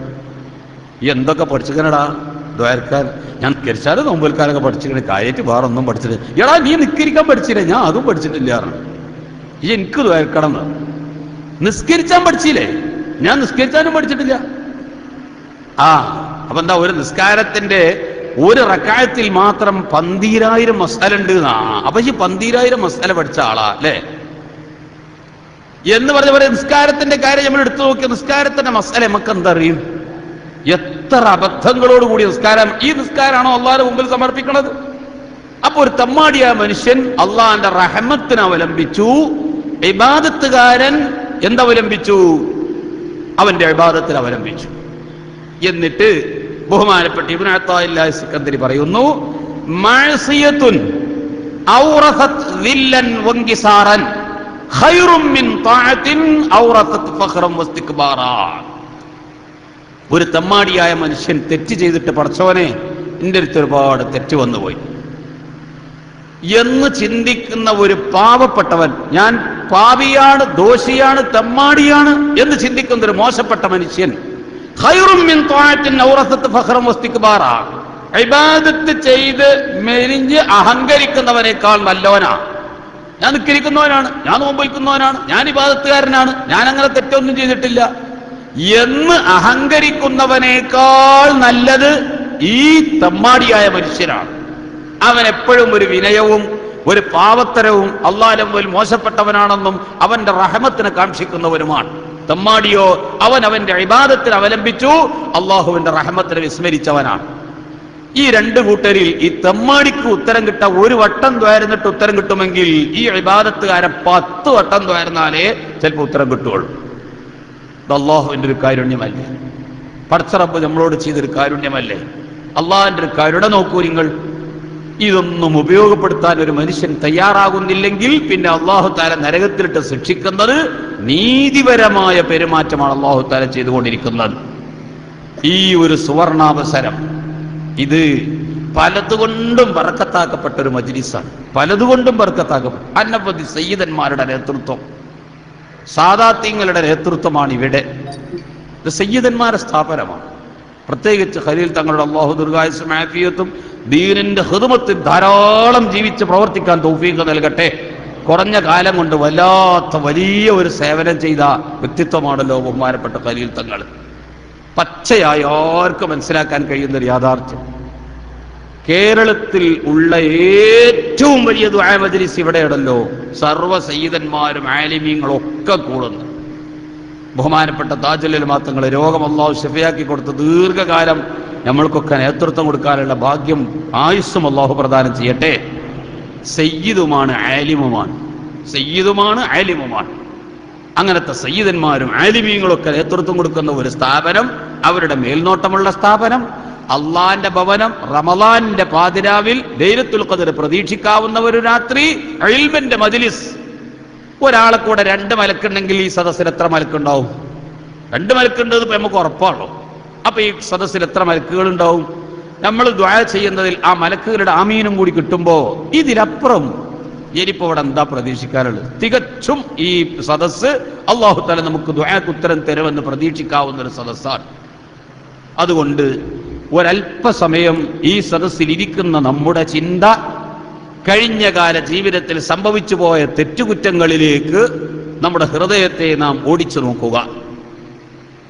ബഹുമാനപ്പെട്ട ഈസാ നബി അലൈഹിസ്സലാം സമൂഹത്തോട് വഅദ് പറഞ്ഞു കൊടുത്തപ്പോൾ, ഉപദേശിച്ചു കൊടുത്തപ്പോൾ നടത്തിയ ഒരു തത്വം അല്ലാഹുവിന്റെ റസൂൽ നമുക്ക് പഠിപ്പിച്ചു തന്നു.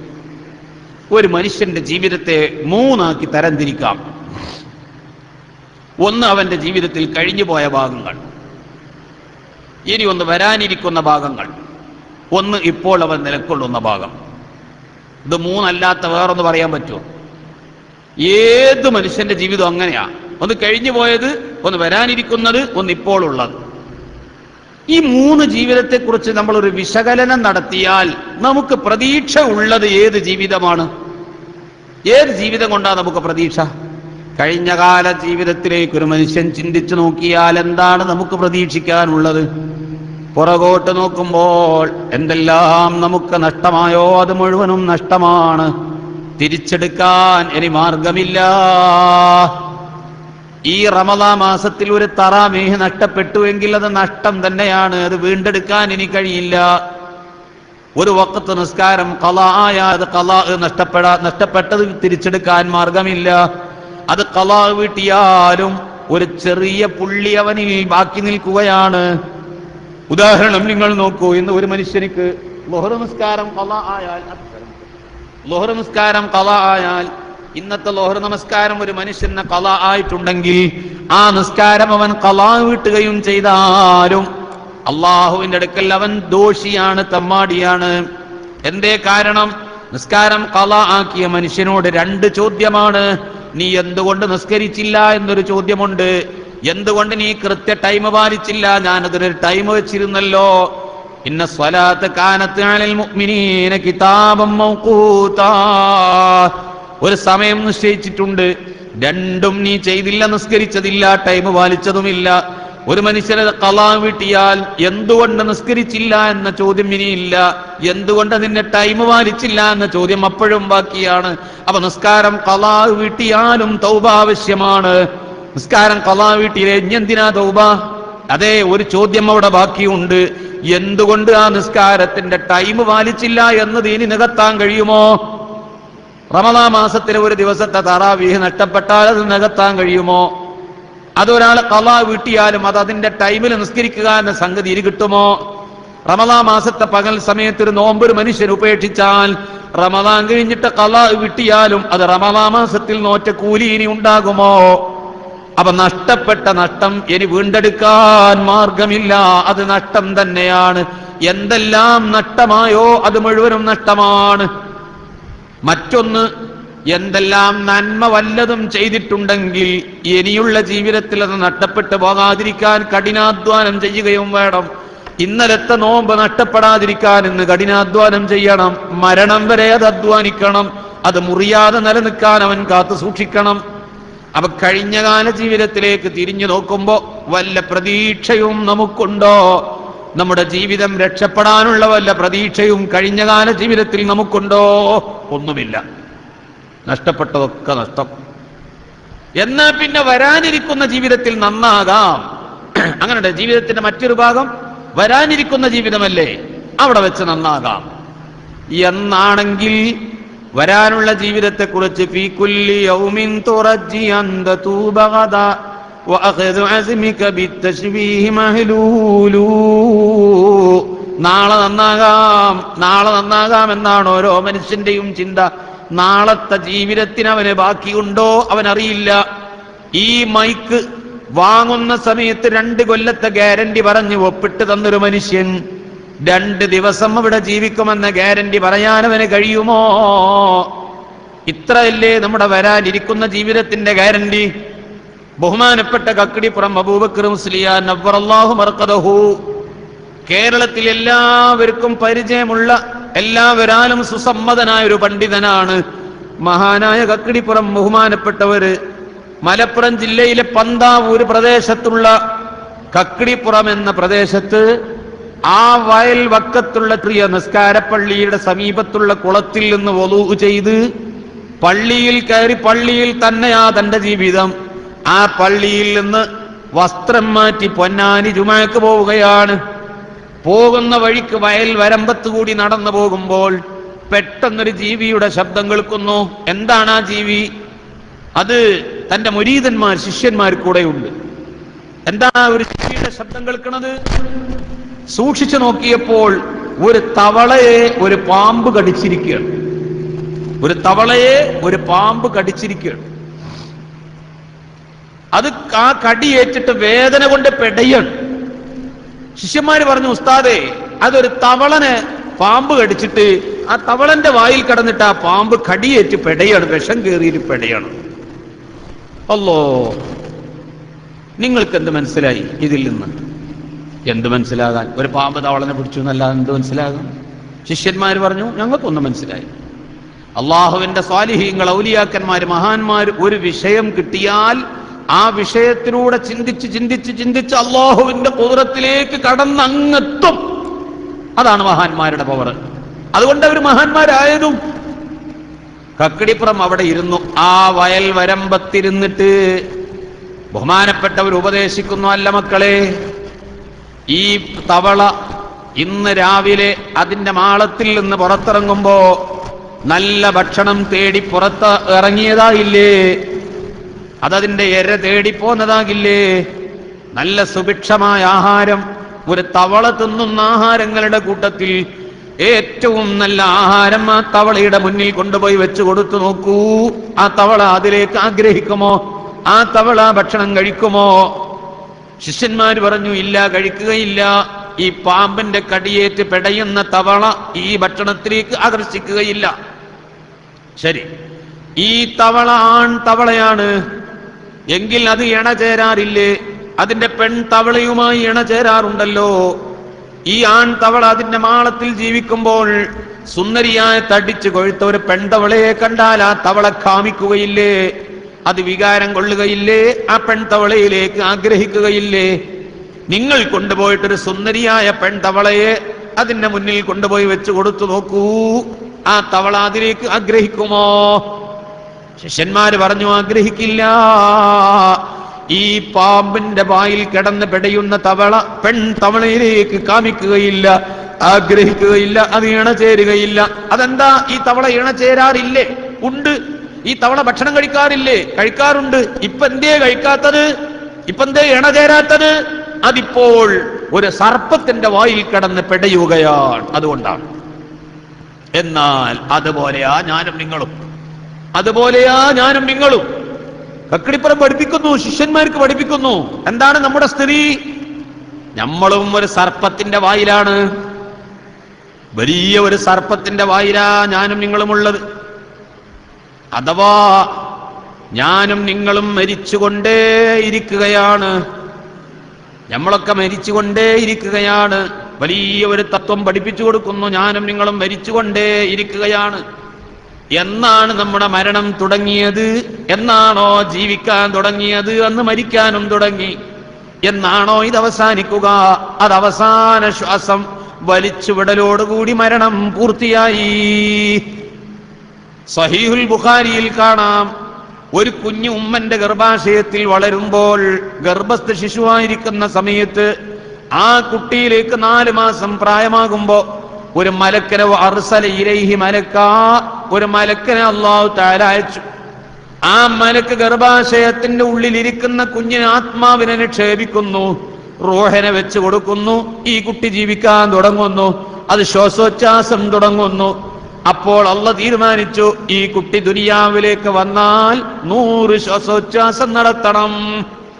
ഈ കുട്ടി ദുനിയാവിലേക്ക് വന്നിട്ട് ശ്വാസോച്ഛ്വാസം നടത്തുന്ന സമയത്ത് 10 എണ്ണം വലിച്ചു വിട്ടാൽ ഇനി 90 ബാക്കിയുള്ളൂ. 80 എണ്ണം വലിച്ചു വിട്ടാൽ ഇനി 20 എണ്ണമേ ബാക്കിയുള്ളൂ. 90 എണ്ണം വലിച്ചു വിട്ടാൽ ഇനി 10 എണ്ണമേ ബാക്കിയുള്ളൂ. 99 വലിച്ചു വിട്ടാൽ ഇനി 1 എണ്ണമേ ബാക്കിയുള്ളൂ. ആ 1 എണ്ണവും കൂടി വലിച്ചു വിട്ടാൽ മരണം പൂർത്തിയായി. അപ്പൊ ഏത് മനുഷ്യനും മരിച്ചുകൊണ്ടേയിരിക്കുന്നു. എന്നാണ് മരണം തുടങ്ങിയത്, എന്നാണോ ജീവിക്കാൻ തുടങ്ങിയത്, അന്ന് നമ്മുടെ മരണവും തുടങ്ങിയിരിക്കുന്നു. അവസാനത്തെ ശ്വാസോച്ഛ്വാസത്തോടുകൂടി അവന്റെ മരണം പൂർത്തിയാകുന്നു. അപ്പൊ ഞാനും നിങ്ങളും മരിച്ചുകൊണ്ടേയിരിക്കുന്നു എന്ന് പറഞ്ഞാൽ ഒരു സർപ്പത്തിന്റെ വായിലാ ഞാനും നിങ്ങളുമുള്ളത്. പിന്നെ എങ്ങനെ നമുക്ക് നല്ല പെണ്ണിനോട് കാമിക്കാനാകും? എങ്ങനെ നമുക്ക് വികാരം കൊള്ളാനാകും? എങ്ങനെ നമുക്ക് സുഭിക്ഷമായ ഭക്ഷണം തേടിപ്പോകാനാകും? മരിച്ചുകൊണ്ടേയിരിക്കുന്നു. ഈ തവള പാമ്പിന്റെ വായിൽ കിടന്ന് പെടയുന്നത് പോലെ ഞാനും നിങ്ങളും പെടഞ്ഞുകൊണ്ടിരിക്കുകയല്ലേ എന്ന് തന്റെ ശിഷ്യന്മാരെ ഉത്ബോധിപ്പിച്ചു. സത്യമല്ലേ പറഞ്ഞത്? വളരെ കാര്യമല്ലേ അത്? ഞാനോ നിങ്ങളോ ചിന്തിക്കുന്നു നാളെ നാളെ നാളെ നമുക്കാവാം, നാളെ ആവാം എന്ന് തീരുമാനിക്കുന്നു. അതേ സമയത്ത് കഴിഞ്ഞ കാല ജീവിതവും പ്രതീക്ഷയില്ല, വരാനിരിക്കുന്ന ജീവിതവും പ്രതീക്ഷയില്ല. മരണം സംഭവിച്ചേക്കാം. എന്നാൽ മനുഷ്യന് പ്രതീക്ഷയുള്ളത് ഏതാണ്? ഇപ്പോൾ അവൻ ജീവിച്ചുകൊണ്ടിരിക്കുന്ന സമയമാണ്. ഈ ജീവിച്ചുകൊണ്ടിരിക്കുന്ന സമയത്ത് വല്ലതും ചെയ്യാനായാൽ അത് ആഖിറത്തിലേക്ക് നമുക്ക് മുതൽ കൂട്ടാകും. അതുകൊണ്ട് എന്തൊരു ഖൈറായ കാര്യം നമ്മുടെ മുന്നിൽ വന്നു പെട്ടോ അതപ്പോൾ തന്നെ ചെയ്തേക്കണം. പിന്നത്തേക്ക് നീട്ടിവെക്കാൻ പാടില്ല. പിന്നത്തേക്ക് നീട്ടിവെച്ചാൽ സംഭവിക്കുന്നത് എന്താണ്? ആ ഖൈർ ഇനി തിരിച്ചു വരണമെന്നില്ല, അല്ലെങ്കിൽ ആ ഖൈർ തിരിച്ചു വരുമ്പോ ഞാൻ ജീവിച്ചിരിക്കണമെന്നുമില്ല. അതുകൊണ്ടൊരു ഖൈർ നിങ്ങൾക്ക് വന്നു പെട്ടാൽ വഫ്അലുൽ ഖൈറ ലഅല്ലകും തുഫ്ലിഹൂൻ, ഒരു ഖൈർ ചെയ്യാനുള്ള അവസരം വന്നു പെട്ടാൽ അതപ്പോൾ തന്നെ ചെയ്തേക്കണം. എന്നാലേ വിജയിക്കാൻ കഴിയൂ. അത് പിന്നത്തേക്ക് വെക്കരുത്. മാത്രമല്ല ഒരു ഖൈർ ചെയ്യാനുള്ള അവസരം എപ്പോഴാണ് നമുക്ക് വന്നുപെടുന്നത്? എപ്പോഴാ ഒരു ഖൈർ ചെയ്യാൻ അവസരം കിട്ടുന്നത്? എത്ര മനുഷ്യന്മാരുണ്ട് നാട്ടില്? ആരെയും കുറ്റപ്പെടുത്തിയല്ല പറയുന്നത്. ഈ റമദാനിന്റെ പാതിരാവിൽ ഈ സദസ് പിരിഞ്ഞു പോകുമ്പോ ബഹുമാനപ്പെട്ട ഖലീൽ തങ്ങളുടെ നേതൃത്വത്തിൽ സയ്യിദ് അവറുകൾ നമുക്കൊക്കെ ഒരു 100 രൂപന്റെ കവറിൽ ഇട്ടിട്ടൊരു 100 രൂപ തരും. ഇത് പ്രതീക്ഷിച്ചാണോ ഇവിടെ വന്നത്? നല്ല രുചികരമായ ബിരിയാണി, പ്രത്യേകമായി ഇതുവരെ നമ്മൾ കഴിച്ചിട്ടില്ലാത്ത ഭക്ഷണ വിഭവം പാക്ക് ചെയ്തിട്ട് നമ്മുടെ കയ്യിൽ തരുമാ കിറ്റ് പിടിച്ചുകൊണ്ട് സുബഹിക്ക് തിരിച്ചു പോകാം. പ്രതീക്ഷിച്ചാണോ വന്നത്? അല്ലല്ലോ. ദുനിയാവ് എന്തെങ്കിലും പ്രതീക്ഷിച്ചിട്ടുണ്ടോ ഈ വന്നിരിക്കലിൽ? ഇല്ല. ഒരൊറ്റ പ്രതീക്ഷയേ ഉള്ളൂ. അള്ളാഹുവിൽ പ്രതീക്ഷ അർപ്പിച്ച് ഭൗതികമായ ഒരു താല്പര്യവുമില്ലാതെ വന്നിരിക്കുകയാണ്. ഈ ഇരുത്തം അള്ളാഹു സ്വീകരിക്കൂല എന്നാണോ നമ്മൾ വിശ്വസിക്കേണ്ടത്?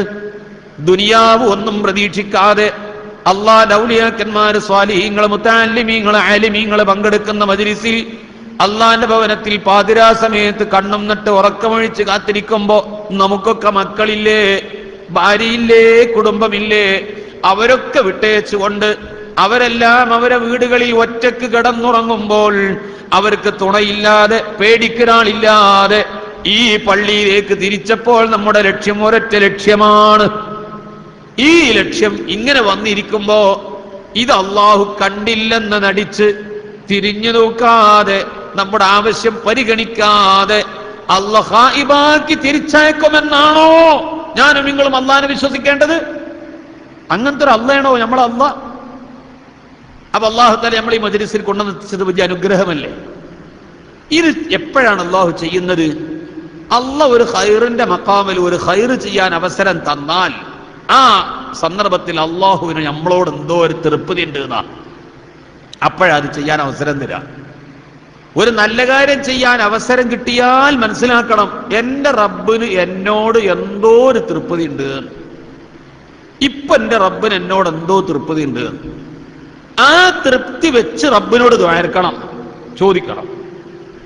ബഹുമാനപ്പെട്ട റാബിയത്തുൽ അദവിയ്യ ബീവി റളിയല്ലാഹു അൻഹാ പാതിരാ സമയത്ത് ഐസ് പോലെ കട്ട പിടിച്ചു നിൽക്കുന്ന കൊടും തണുപ്പുള്ള രാത്രിയിൽ സർവജനങ്ങളും പുതപ്പെട്ട് മൂടി സുഖനിദ്രയിലാണ്ട് കിടക്കുമ്പോൾ മരം കോച്ചും തണുപ്പിനെ വകവെക്കാതെ എഴുന്നേറ്റ് ആ തണുത്ത വെള്ളം കൊണ്ട് വുളൂ ചെയ്ത് 2 റക്അത്ത് തഹജ്ജുദ് നിസ്കരിക്കുന്നു. തഹജ്ജുദ് നിസ്കരിക്കുന്ന മഹദി അവറുകൾ പറയുന്നത്, അവിടെ ഒരു വാക്കുകൂടി ശ്രദ്ധിക്കണം. തഹജ്ജുദ് നിസ്കരിക്കുന്ന പെണ്ണിനോട് നിങ്ങൾ എന്തിനാണ് ഇത്ര കഷ്ടപ്പെട്ട് നിസ്കരിക്കുന്നതെന്ന് ചോദിക്കുമ്പോ റാബിയത്തുൽ അദവിയ്യ ബീവി പറയുന്നത് അള്ളാന്റെ സ്വർഗത്തിൽ കടക്കാനല്ല, അള്ളാന്റെ നരകത്തിൽ നിന്ന് രക്ഷപ്പെടാനുമല്ല ഞാൻ നിസ്കരിക്കുന്നത്. പിന്നെന്തിനാണ് ഞാൻ നിസ്കരിക്കുന്നത്? നാളെ പരലോകത്ത് സർവ്വജനങ്ങളെയും അല്ലാഹു തആല ഒരുമിച്ച് കൂട്ടുമ്പോൾ ഇതാ അള്ളാഹുവിന്റെ റസൂല് പറഞ്ഞിട്ടുണ്ട്, തനാക്കഹൂ വതനാസലൂ ഫഇന്നീ ഉബാഹി ബികുമുൽ ഉമമ യൗമൽ ഖിയാമത്തി വലൗ ബിസ്സിഖത്ത്.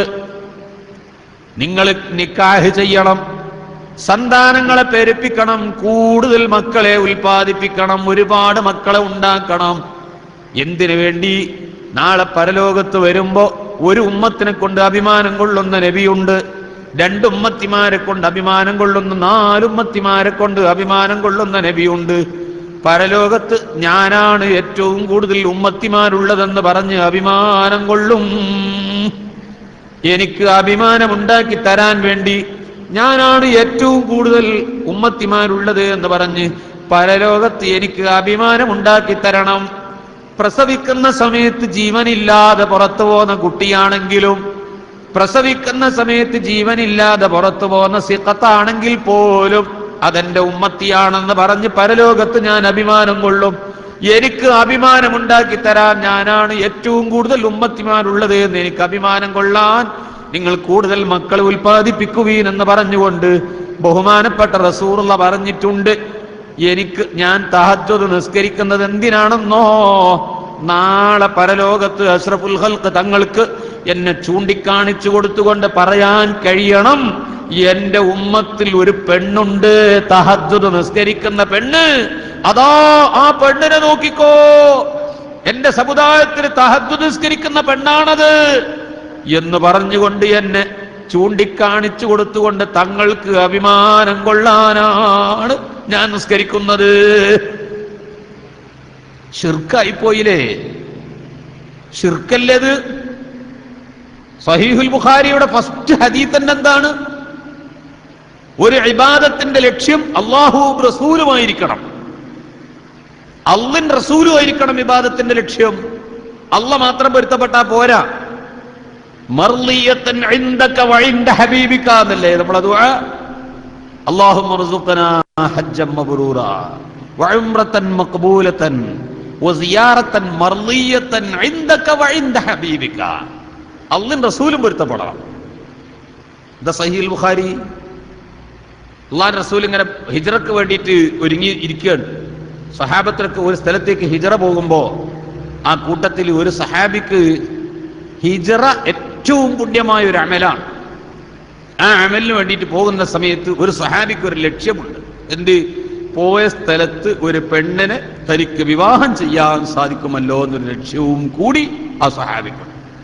ഇത് കണ്ടറിഞ്ഞ അല്ലാഹുവിന്റെ റസൂൽ പറഞ്ഞു, ഫമൻ കാനത്ത് ഹിജ്റതുഹു ഇലല്ലാഹി വറസൂലിഹി ഫഹിജ്റതുഹു ഇലല്ലാഹി വറസൂലിഹി. ഒരു മനുഷ്യന്റെ ഹിജ്റയുടെ ലക്ഷ്യം, ഹിജ്റ എന്ന് പറഞ്ഞത് തൽക്കാലം മുമ്പിലുള്ളത് ഹിജ്റ ആയതുകൊണ്ട് അങ്ങനെ പറഞ്ഞതാ. ഇതെല്ലാ അമലുകൾക്കും ബാധകമാണെന്നതിന്റെ പുറകിൽ വരുന്നുണ്ട്. ഇതെല്ലാ അമലുകൾക്കും ബാധകമാണ്.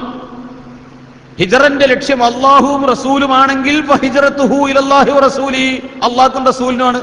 ഒരു അമല് കൊണ്ട് ലക്ഷ്യം അള്ളാഹുവിൻ റസൂലും പൊരുത്തപ്പെടണമെന്നാണെങ്കിൽ അത് അല്ലാഹുവിൻ റസൂലിനുള്ളതാണ്. ഇന്നമൽ അഅ്മാലു ബിന്നിയ്യാത്ത്.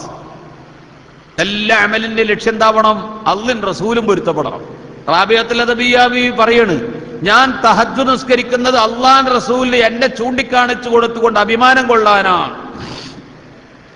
അങ്ങനെ നിസ്കരിച്ച മഹദി അവറുകൾ പാതിരാവിൽ ദുആ ചെയ്യുന്നു, അല്ലാഹുവേ നിനക്ക് എന്നോടുള്ള തൃപ്തി കൊണ്ട് എന്റെ ദോഷം പൊറുത്തു തരണേ അല്ലാ, നിനക്ക് എന്നോടുള്ള തൃപ്തി കൊണ്ട് എന്റെ ദോഷം പൊറുത്തു തരണം. ഇത് കേട്ടുകൊണ്ട് നിന്ന ഒരാള് പറഞ്ഞു, അങ്ങനെയല്ല ദുആ ചെയ്യേണ്ടത്. പിന്നെ എങ്ങനെ ദ്വാരക്കേണ്ടത്? പടച്ചോനെ എനിക്ക് നിന്നോടുള്ള പൊരുത്തം കൊണ്ട് എന്റെ ദോഷം പൊറുത്തു തരണേ, എനിക്ക് നിന്നോടുള്ള തൃപ്തി കൊണ്ട് എന്റെ ദോഷം പൊറുത്തു തരണമേ. അപ്പൊ റാബിയത്തുൽ അദവിയ്യ ബീവി ചോദിച്ചു, എന്താ അങ്ങനെ ദ്വാരക്കണത്? അങ്ങനെ ദ്വാരക്കണത് പറഞ്ഞാൽ സംഗതി അങ്ങനല്ലേ? എല്ലാ ജനങ്ങളും കിടന്നുറങ്ങുന്നു, നല്ല ബ്ലാങ്കറ്റ് ഇട്ട് പുതച്ച് കിടന്നുറങ്ങുന്നു, കടുത്ത തണുപ്പിന്റെ സമയത്ത് സുഖനിദ്രയിലാണ്. ആ പുതപ്പ് തട്ടി മാറ്റിയിട്ട് തണുപ്പിനെ വകവെക്കാതെ പാതിരാവിൽ എഴുന്നേറ്റ് നിങ്ങൾ നിസ്കരിച്ചത് നിങ്ങൾക്ക് റബ്ബിനോടുള്ള തൃപ്തി കൊണ്ടല്ലേ, അള്ളാഹിനോടുള്ള തൃപ്തി കൊണ്ടല്ലേ നിങ്ങൾ 2 റക്അത്ത് നിസ്കരിച്ചത്. അതുകൊണ്ട് പടച്ചവനെ, എനിക്ക് നിന്നോടുള്ള പൊരുത്തം കൊണ്ട് എന്റെ ദോഷം പൊറുത്തു തരണമേ എന്നാണ് ദ്വാരക്കേണ്ടത്. റാബിയത്തുൽ അദവിയ്യ പറഞ്ഞു, അങ്ങനെയല്ല, ഈ ജനങ്ങളെ മുഴുവനും റബ്ബ് കിടത്തി ഉറക്കിയപ്പോൾ ഈ പാതിരാ സമയത്ത് എന്നെ ഉണർത്തി 2 റക്അത്ത് നിസ്കരിപ്പിച്ചു, തഹജ്ജുദ് നിസ്കരിപ്പിച്ചു. തഹജ്ജുദ് നിസ്കരിച്ചവരെവിടെ എന്ന് നാളെ പരലോകത്ത് ചോദ്യം ചെയ്യുമ്പോൾ മഹ്ശറാലോകത്ത് ജനങ്ങളെ മുഴുവനും ഒരുമിച്ച് കൂട്ടിയിട്ട് ആളുകൾ മുഴുവനും ഇങ്ങനെ കാത്തുകെട്ടി കിടക്കുന്നു, വിചാരണക്കെടുക്കുന്നില്ല. 50,000 കൊല്ലത്തെ നൃത്തമാണ്. ബഹുമാനപ്പെട്ട ആദം നബി അലൈഹി ഇസ്ലാമിന്റെ അടുക്കൽ പോയി നോക്കി ഒരു കൂട്ടര്, ആദം നബിന്റെ കൂട്ടര് ആദം നബിന്റെ അടുത്ത് പോയി നോക്കി, ഞങ്ങളൊന്ന് പോയി നോക്കട്ടെ. ആദം നബി അലൈഹി ഇസ്ലാം പറഞ്ഞു, ഇന്ന റബ്ബി ഖദ് ഗളിബൽ യൗമ ഗൾബൻ ശദീദൻ ലം യഗ്ളബ് മിത്ലഹു ഖബ്ലഹു. എന്റെ റബ്ബ് ഇന്നത്തെ പോലെ മുമ്പൊരിക്കലും ദേഷ്യം പിടിച്ചതായി ഞാൻ കണ്ടിട്ടില്ല. നിരാശപ്പെട്ട് മടങ്ങി പോന്നപ്പോ നൂഹ് നബി അലൈഹി ഇസ്ലാമിന്റെ ഖൗമ് പറയുന്നു, നമുക്ക് നൂഹ് നബിന്റെ അടുത്തൊന്ന് പോയി നോക്കാം. നടക്കൂല, നൂഹ് നബിയും കൈമലർത്തുന്നു. അപ്പൊ മൂസാ നബിന്റെ ഖൗമ് പറയുന്നു, നമുക്ക് മൂസാ നബിന്റെ അടുത്തൊന്ന് പോയി നോക്കാം.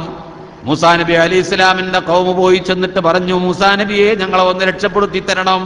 മൂസാ നബി കൈമലർത്തുന്നു.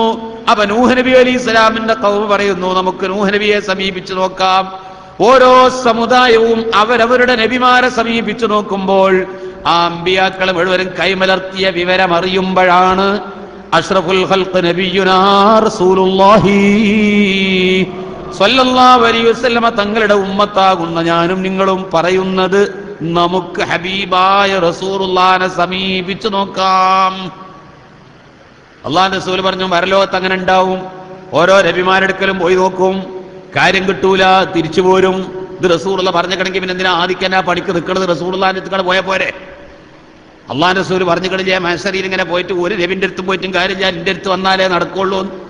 വെറുതെ പിന്നെ പണിയെടുക്കണം. അവിടുന്ന് ആദ്യം തന്നെ റസൂലുള്ളാഹിന്റെ അടുക്കലേക്ക് പോയാൽ പോരെ? പക്ഷേ പോകുന്നത് നമ്മളല്ല കേട്ടോ. മഹ്ശറിൽ പോണത് ഓരോ നബിമാരെ ഉമ്മത്ത് അവരവരുടെ നബിമാരെടുക്കൽ പോയി നോക്കുകയാണ്.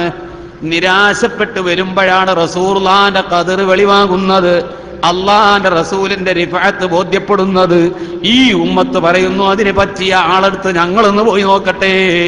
അങ്ങനെ പോയി നോക്കുമ്പോ അള്ളാഹിന്റെ റസൂല് പറഞ്ഞു, അനലഹാ. അർശിന്റെ താഴെ പോയി സുജൂദിൽ കിടക്കുമ്പോ തങ്ങൾ തല ഉയർത്തണം, എന്താണോ ആവശ്യം ചോദിച്ചോ തന്നേക്കാം എന്ന് പറയുമ്പോഴാണ് ഈ ഉമ്മത്തിനെ ഒന്ന് വിചാരണക്കെടുത്തിട്ട് രണ്ടാലൊന്ന് തീരുമാനിക്കണം. ഇത് അല്ലാഹുവിന്റെ റസൂലിന്റെ ഒരു ശഫാഅത്താണ്.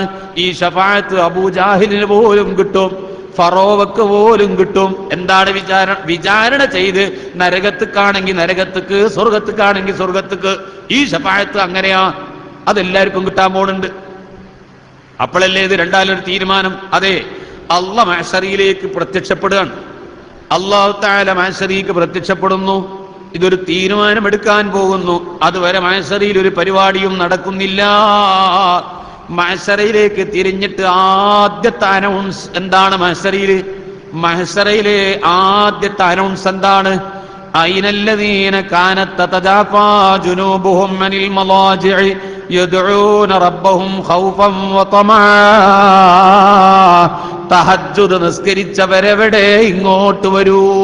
വഹും ഖലീൽ, കുറച്ചാളെ ഉണ്ടാവുള്ളൂ. അല്ലാഹുവിന്റെ റസൂൽ പറയാണ്, മഹ്ശറിയിൽ ആദ്യത്തെ അനൗൺസ് അയ്നല്ലദീന കാനത് തതജാഫാ ജുനൂബുഹും അനിൽ മളാജിഇ യദ്ഊന റബ്ബഹും ഖൗഫൻ വതമആ.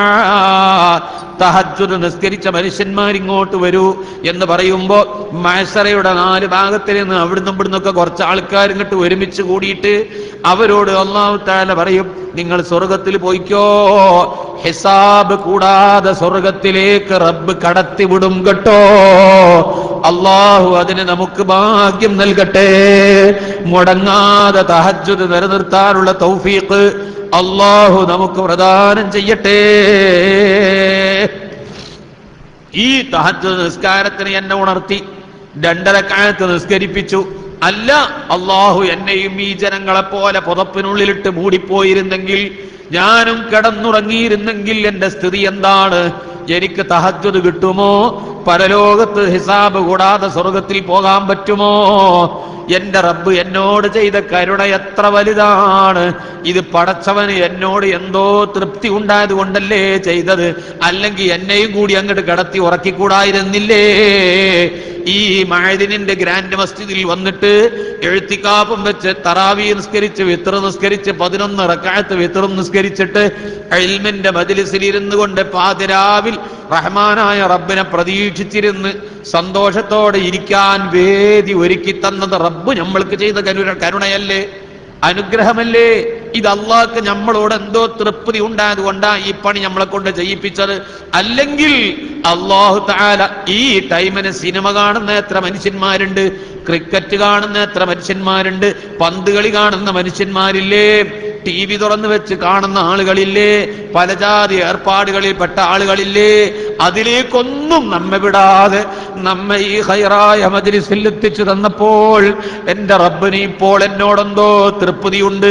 ആ തൃപ്തി വെച്ചിട്ട് പടച്ചോനെ നീ എന്റെ ദോഷം പൊറുത്തുതാ, നിനക്ക് എന്നോടുള്ള തൃപ്തി കൊണ്ട് എന്റെ ദോഷം പൊറുത്തുതാ. അപ്പൊ ഒരു ഖൈറ് ചെയ്യാൻ എപ്പോഴാ അവസരം കിട്ടുക? അള്ളാഹു നമ്മളെ തൃപ്തിപ്പെട്ടൊരു സമയമാണെന്ന് മനസ്സിലാക്കിക്കോ. അപ്പൊ ഒരാൾ ഒരു ഖൈറ് വന്നു പെട്ടിട്ട് അത് ചെയ്യാതെ പോയാലോ?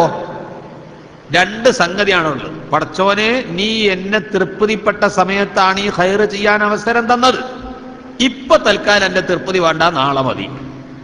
ഇതല്ലേ അതിന്റെ അർത്ഥം? ആ ഖൈർ ഇപ്പൊ ചെയ്യണ്ട, പിന്നെ ചെയ്താ മതി എന്ന് വെച്ചാൽ അതിനർത്ഥം എന്താണ്? അല്ലാഹുവേ ആ പൊരുത്തം ഇപ്പോൾ എനിക്ക് വേണ്ട, നാളെ കിട്ടിയാ മതി, അല്ലെങ്കിൽ കുറച്ച് കഴിഞ്ഞിട്ട് കിട്ടിയാ മതി, അല്ലെങ്കിൽ പിന്നെ കിട്ടിയാ മതി എന്നല്ലേ? അതുകൊണ്ടൊരു ഖൈർ വന്നാൽ അത് മുടക്കി കളയരുത്. ആ ഖൈർ ചെയ്യാനുള്ള അവസരം ഒരുവിധം സാധിക്കുമെങ്കിൽ ആ ഖൈർ നഷ്ടപ്പെടുത്തി കളയരുത്. ഇതാണ് ഏറ്റവും കൂടുതൽ നമ്മൾ ചിന്തിക്കേണ്ടത്. റഹ്മാനായ റബ്ബ് നമുക്ക് ഔദാര്യമായി അവന്റെ അനുഗ്രഹം കൊണ്ട് നൽകിയിരിക്കുന്ന അനുഗ്രഹങ്ങളെ റമളാൻ മാസത്തിന്റെ 27-ാം രാവ് ലൈലത്തുൽ ഖദ്ർ അല്ലേ, അന്നല്ലേ എല്ലാവരും ലൈലത്തുൽ ഖദ്ർ പ്രതീക്ഷിക്കുന്നത്.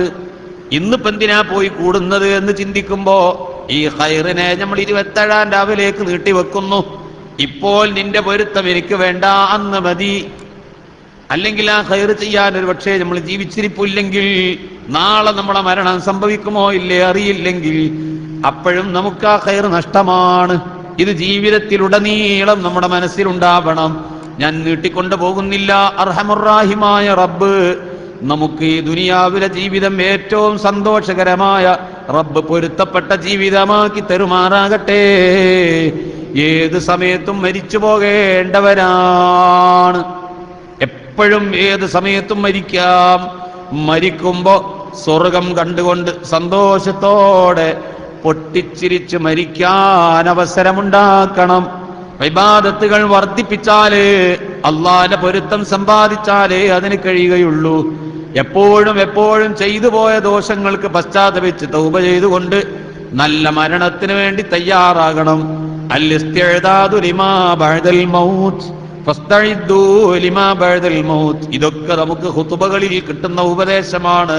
ബഹുമാനപ്പെട്ട ഇബ്നു നബാത്ത് റളിയല്ലാഹു അൻഹു നമുക്ക് എപ്പോഴും അടിക്കടി ഉപദേശം നൽകിക്കൊണ്ടിരിക്കുന്നു. മരണത്തിന് തയ്യാറായിക്കോ, മരണത്തിന് ശേഷമുള്ളതിന് തയ്യാറായിക്കോ. ഹത്താ ഇദാ ജാഅ അഹദഹുമുൽ മൗതു ഖാല റബ്ബിർജിഊൻ ലഅല്ലി അഅമലു സ്വാലിഹൻ ഫീമാ തറക്തു കല്ലാ ഇന്നഹാ കലിമത്തുൻ ഹുവ ഖായിലുഹാ ومن ورائهم برزخ إلى يوم يبعثون.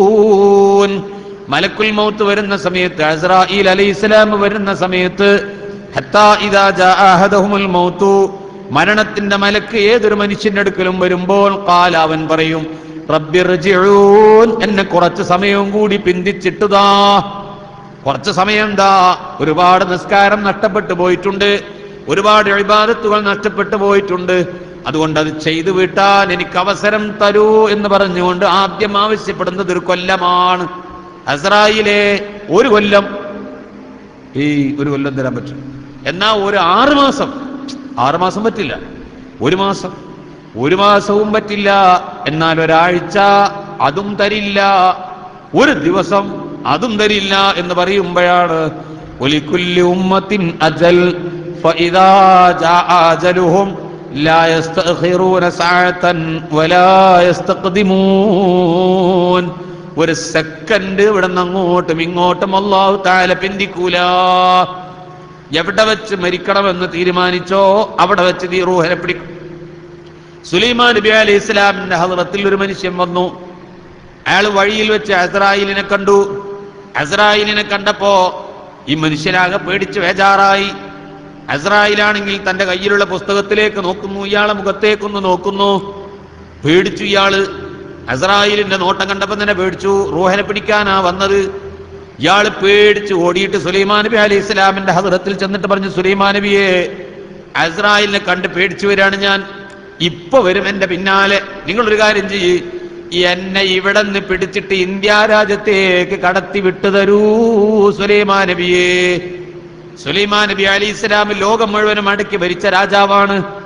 വലിയ സ്ഥാനമല്ല കൊടുത്ത രാജാവാണ്. അതുകൊണ്ട് തന്നെ നാളെ സ്വർഗത്തിൽ പോകുന്ന, ഏറ്റവും ലാസ്റ്റ് സ്വർഗത്തിൽ പോകുന്ന നബിയുമാണ്. ദുനിയാവ് മുഴുവനും അടക്കി ഭരിച്ച രാജാവാണ് സുലൈമാൻ നബി അലൈഹി ഇസ്ലാം.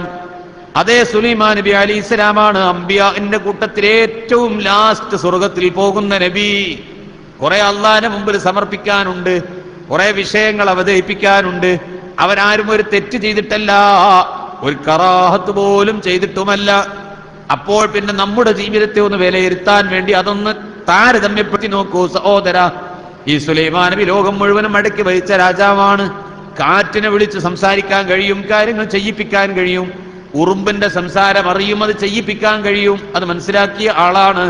ഉറുമ്പിന്റെ സംസാരം അറിയുന്ന ഒരു മനുഷ്യൻ ഇന്ന് ദുനിയാവിലുണ്ടോ? സുലൈമാൻ നബി അലൈഹി ഇസ്ലാം ഉറുമ്പിന്റെ സംസാരം കേട്ട ആളാണ്. അതിന് മറുപടി പറഞ്ഞ ആളാണ്. ചിരിച്ചിട്ടുണ്ട്. ആ ഉറുമ്പ് പറയുന്നത് കേട്ടിട്ട് ചിരിച്ചിട്ടുണ്ട്. ഖുർആൻ പറയുന്നു, ഇങ്ങനത്തെ സുലൈമാൻ നബി കാറ്റിനെ വിളിച്ചിട്ട് പറയും, കാറ്റേ, ഈ മനുഷ്യനെ എടുത്തിട്ട് ഇന്ത്യ രാജ്യത്ത് കൊണ്ടുപോയി വിട്ടാളാറ്. കുറച്ച് കഴിഞ്ഞപ്പോ ഇസ്രായേൽ ഇങ്ങനെ വരുന്നുണ്ട്. എന്താ ഇസ്രായേലെ, മനുഷ്യന്മാരെ നോക്കി പേടിപ്പിച്ചോ? റൂഹിനെ പിടിക്കാണേന് പിടിച്ചാ പോരെ? അല്ല സുലൈമാൻ നബി, ഞാൻ പേടിച്ചിട്ടാ ഞാൻ നോക്കിയത്, അയാളെ പേടിപ്പിച്ചതൊന്നല്ല. അള്ള എന്റെ കയ്യിൽ തന്നിരിക്കുന്ന ഏടില് ഇയാളെ റൂഹിനെ ഇന്ത്യ രാജ്യത്ത് വെച്ചെന്ന് 12 മണിക്ക് പിടിക്കണം എന്നുള്ളത് ഇയാളെ ഇവിടെ കാണുകയാണ്. അപ്പൊ എന്നെ ഏൽപ്പിച്ച കാര്യം ഞാൻ എങ്ങനെ പൂർത്തിയാക്കുക? ഇമാം ഖുർത്തുബി തന്റെ തദ്കിറത്തിൽ പറഞ്ഞു. അപ്പൊ സുലൈമാൻ നബി പറഞ്ഞു, ഇസ്രായേൽ അയാൾ എവിടെ പോയി? അയാൾ ഇവിടെ വന്നിട്ട് എന്നെ ഇന്ത്യ രാജ്യത്ത് കാക്കി തന്നാൽ മതി പറഞ്ഞു. ഞാൻ ഇന്ത്യക്ക് വിട്ടിട്ടുണ്ട്, നഞ്ഞേനേക്കോളാറുണ്ട്. അപ്പൊ കണ്ടോ, ഓരോരുത്തരെ റൂഹിനെ പിടിക്കാൻ നിശ്ചയിച്ച സമയത്ത് അത് അവിടെ വെച്ച് നടക്കും. ഒരു സെക്കൻഡ് അങ്ങോട്ടും ഇങ്ങോട്ടും പോകൂല. ഒരു കരുണയും ആ വിഷയത്തിൽ ഇസ്രായേലിനില്ല. അപ്പൊ ആവശ്യപ്പെടുകയാണ്, ഇത് പിന്തിച്ചിട്ടുക. എന്തിന്? ലഅല്ലി അഅമലു സാലിഹൻ ഫീമാ തറക്തു. കഴിഞ്ഞകാല ജീവിതത്തിൽ ഒരുപാട് അമൽ ചെയ്യാനുള്ള അവസരമുണ്ടായിട്ട് ചെയ്യാതെ നഷ്ടപ്പെട്ടു പോയിട്ടുണ്ട്. അതെല്ലാം ചെയ്ത് നല്ല അമലിന്റെ കൂമ്പാരങ്ങളുമായി വരാൻ വേണ്ടിയാണ്, അമൽ ചെയ്യാൻ വേണ്ടിയാണ്. റമദാൻ മാസം ഒരുപാട് ഖത്തമോദാനുണ്ടായിരുന്നു, ഓതിയില. അവസരമുണ്ടായിരുന്നു, ഓതിയില. പത്രം വായിച്ചു, പത്രം വായന മുടക്കിയിട്ടില്ല. ഖുർആൻ ഓതിയോ? ഇന്ന് പത്രം വായിച്ചു, പക്ഷേ ഖുർആൻ ഓതിയോ? എടാ, പത്രം മുടങ്ങാൻ പാടില്ല അല്ലേ? അള്ളാന്റെ കലാം ഇന്ന് ഒരു പേജെങ്കിലും ഓതിയിട്ടുണ്ടോ? ഇല്ലെങ്കിൽ റബ്ബ് തന്ന കണ്ണുകൊണ്ട്, നാവുകൊണ്ട്, ഹൃദയം കൊണ്ട് ഈ ദിനപത്രം വായിക്കാൻ വേണ്ടി സമയം ചെലവഴിച്ച മനുഷ്യൻ അള്ളാന്റെ കലാമായ ഖുർആൻ എന്ന് ഓതാത്തതിന്റെ പോരായ്മ മരണത്തിന്റെ സമയത്ത് ബോധ്യപ്പെടൂലേ? അവൻ പറയുന്നു, പഠിച്ചോനെ, ഒരുപാട് പത്രം വായിച്ചിട്ടുണ്ട്, എന്റെ നാവുകൊണ്ട് വായിച്ചതെല്ലാം പരിശുദ്ധമായ വാക്കുകളേക്കാൾ കൂടുതൽ, നന്മയേക്കാൾ കൂടുതൽ തിന്മയാണ്. അതുകൊണ്ട് ഞാൻ കുറച്ച് ഖുർആൻ ഓതട്ടെ, ഞാൻ കുറച്ച് ദിക്ർ ചെല്ലട്ടെ, ഞാൻ കുറച്ച് സലാത്ത് ചെല്ലട്ടെ, എന്നെ ഒന്ന് പിന്തിച്ചിട്ടുതാ എന്ന് പറയുമ്പോ അല്ലാഹു തആല പറയുന്നു, കല്ലാ ഇന്നഹാ കലിമത്തുൻ ഹുവ ഖായിലുഹാ വമിൻ വറാഇഹിം ബർസഖുൻ ഇലാ യൗമി യുബ്അതൂൻ. വെറുതെ പറയും. ഒരു കായസ് കൊടുത്താ ഒരു നന്നാവൂ, പിന്തിച്ചിട്ട് കൊടുത്താ നന്നാവൂ, അമലൊന്നും ചെയ്യൂല. വെറുതെ പറയാ, പിടിച്ചോ. അസ്രായിൽ അലൈഹിസ്സലാം കരുണയില്ലാതെ റൂഹനെ പിടിച്ചു. പിടിച്ചാൽ അങ്ങോട്ട് പോയാലുള്ള അവസ്ഥ എന്താണ്? ഖബറിലേക്ക് ചെന്നാൽ വമിൻ വറാഇഹിം ബർസഖുൻ ഇലാ യൗമി യുബ്അതൂൻ. ആ ബർസഖിയായ ലോകത്ത് ജീവിക്കുന്നു. ബർസഖിയായ ലോകത്തുള്ള ജീവിതത്തിന്റെ അവസ്ഥ, ഖബറിന്റെ ജീവിതം, പാരത്രിക ലോകത്തെ ജീവിതം. ബഅത്ത് വരെയുള്ള കഴിഞ്ഞുകൂടുന്ന ജീവിതത്തിന്റെ അവസ്ഥ എന്താണ്? ഒരു മനുഷ്യൻ ഖബറിലേക്ക് ചെന്നു കഴിഞ്ഞാൽ ഖബർ പോലെ വഷളായ ഒരു സംഗതി അല്ലാഹു സൃഷ്ടിച്ചിട്ടില്ല. നബിയുനാ റസൂലുള്ളാഹി പരലോകത്തിന്റെ കാര്യം ആലോചിക്കുമ്പോ ഖബറിനേക്കാളും വഷളായ ഒരു കാര്യമില്ലെന്നാ തോന്നുന്നത്. അത്ര ഗൗരവമാണ് ഖബർ. ഖബറിലേക്ക് എത്തുമ്പോൾ ഒരു മനുഷ്യൻ ചിന്തിക്കും, ഇതിനേക്കാൾ നല്ലത് മരിക്കായിരുന്നു. മരണം രസമായിട്ട് പറയല്ല. ഒരു മനുഷ്യന്റെ റൂഹനെ പിടിക്കുന്നത് 500 മലക്കുകൾ കൂടിയിട്ടാണ്. 250 മലക്കുകൾ ഒരു സൈഡിൽ നിൽക്കും, 250 മലക്കുകൾ മറ്റേ സൈഡിലും നിൽക്കും. 50 മലക്കുകൾ അവന്റെ റൂഹനെ കാലിന്റെ തള്ളവിരലിൽ നിന്ന് പിടിച്ചു കൊണ്ടുവന്ന് കാൽ മുട്ടുവരെ എത്തിച്ചിട്ട് അവരങ്ങോട്ട് മാറി നിൽക്കും.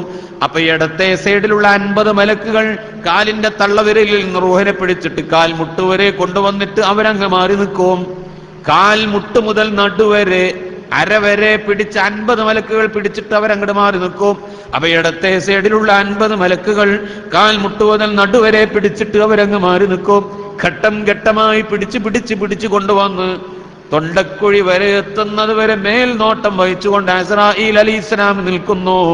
അവിടെ നിന്ന് അങ്ങോട്ട് പിടിക്കുന്നത് അസ്രായീലാണ്. അവിടം വരെ അസ്രായീൽ നോക്കി നിൽക്കുന്നു. ഇവിടെ തന്നെ കിതാബുകളിൽ കാണും, ഈ റൂഹ് തൊണ്ടക്കുഴിയിൽ എത്തിക്കഴിഞ്ഞാൽ അത് വീണ്ടും താഴോട്ടിടും, കാലിന്റെ തള്ളവിരൽ വരെ എത്തിക്കും. രണ്ടാമത് പിന്നെയും പിടിക്കും, തൊണ്ടക്കുഴി വരെ എത്തിക്കും, പിന്നെയും താഴോട്ടിടും, പിന്നെയും പിടിച്ചു കൊണ്ടുവന്ന് തൊണ്ടക്കുഴി വരെ എത്തിക്കും. ഒരൊറ്റ പ്രാവശ്യം മരണത്തിന്റെ റൂഹിന് പിടിക്കുന്ന വേദന റൂഹ്. ഇമാം ഗസാലി തങ്ങൾ ഇഹ്യായിൽ പറയുന്നത്, ആ മരണത്തിന്റെ വേദന അളക്കാനോ തൂക്കാനോ കഴിയുന്നതാണെങ്കിൽ, അതെടുത്തിട്ട് കൊണ്ടുപോയി തൂക്കി കണക്കാക്കാൻ പറ്റിയതാണെങ്കിൽ, അതിൽ നിന്നൊരു കടകുമണിയുടെ അത്ര അതിനേക്കാൾ നിസ്സാരമായ ഒരു അളവ് മരണത്തിന്റെ വേദനയെ എടുത്തു കൊണ്ടുപോയിട്ട് എവറസ്റ്റ് കൊടുമുടിയുടെ മുകളിൽ കൊണ്ടുപോയി വെച്ചാൽ, ഹിമാലയത്തിന്റെ മുകളിൽ കൊണ്ടുപോയി വെച്ചാൽ, ആ ദുർറത്ത്, ആ അണു അളവ് മരണത്തിന്റെ വേദന ആ പർവ്വതത്തിന്റെ മുകളിൽ വെക്കുന്നതോടുകൂടി ആ പർവ്വതം ഉരുകി ഒലിച്ചുപോയി. അത്രമാത്രം കഠിനമായ വേദനയാണ് മരണത്തിന്റെ വേദന. ഒരാൾക്ക് പറഞ്ഞ് മനസ്സിലാക്കി തരാൻ കഴിയില്ല. വേദന എങ്ങനെയെന്ന് പറഞ്ഞ് മനസ്സിലാക്കി തരാൻ പറ്റിയതല്ല. ഇതാണ് മരണത്തിന്റെ വേദന. അളക്കാനോ തൂക്കാനോ കഴിയുന്നതാണെങ്കിൽ അതിൽ നിന്നൊരു ചതുരശ്ര മില്ലിമീറ്റർ കിട്ടിയാൽ അത് ഹിമാലയത്തിന്റെ മുകളിൽ വെച്ചാൽ ആ മല ആ സെക്കൻഡിൽ ഉരുകി ഒലിച്ചു പോകുമെങ്കിൽ അതിന്റെ പൂർണ്ണാർത്ഥത്തിലുള്ള വേദനയുടെ സ്ഥിതി എന്താണ്? ഇത് 99 തവണ കഴുത്ത് വരെ കൊണ്ടുവന്നിട്ട് കാലിലേക്ക് വലിച്ചിടും, പിന്നെയും കഴുത്ത് വരെ കൊണ്ടുവന്ന് കാലിലേക്ക് വലിച്ചിടും, പിന്നെയും കഴുത്ത് വരെ കൊണ്ടുവന്ന് കാലിലേക്ക് ഇറക്കിയിടും.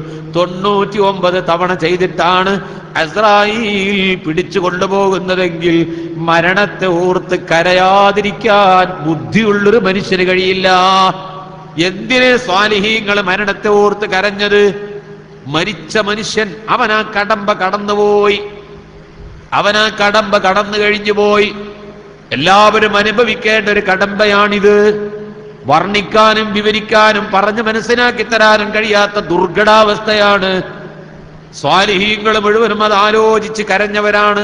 മരണത്തെ ഓർത്ത് കരയാത്തവരാരാ ഉള്ളത്? പേടിക്കാത്തവരാരാ ഉള്ളത്?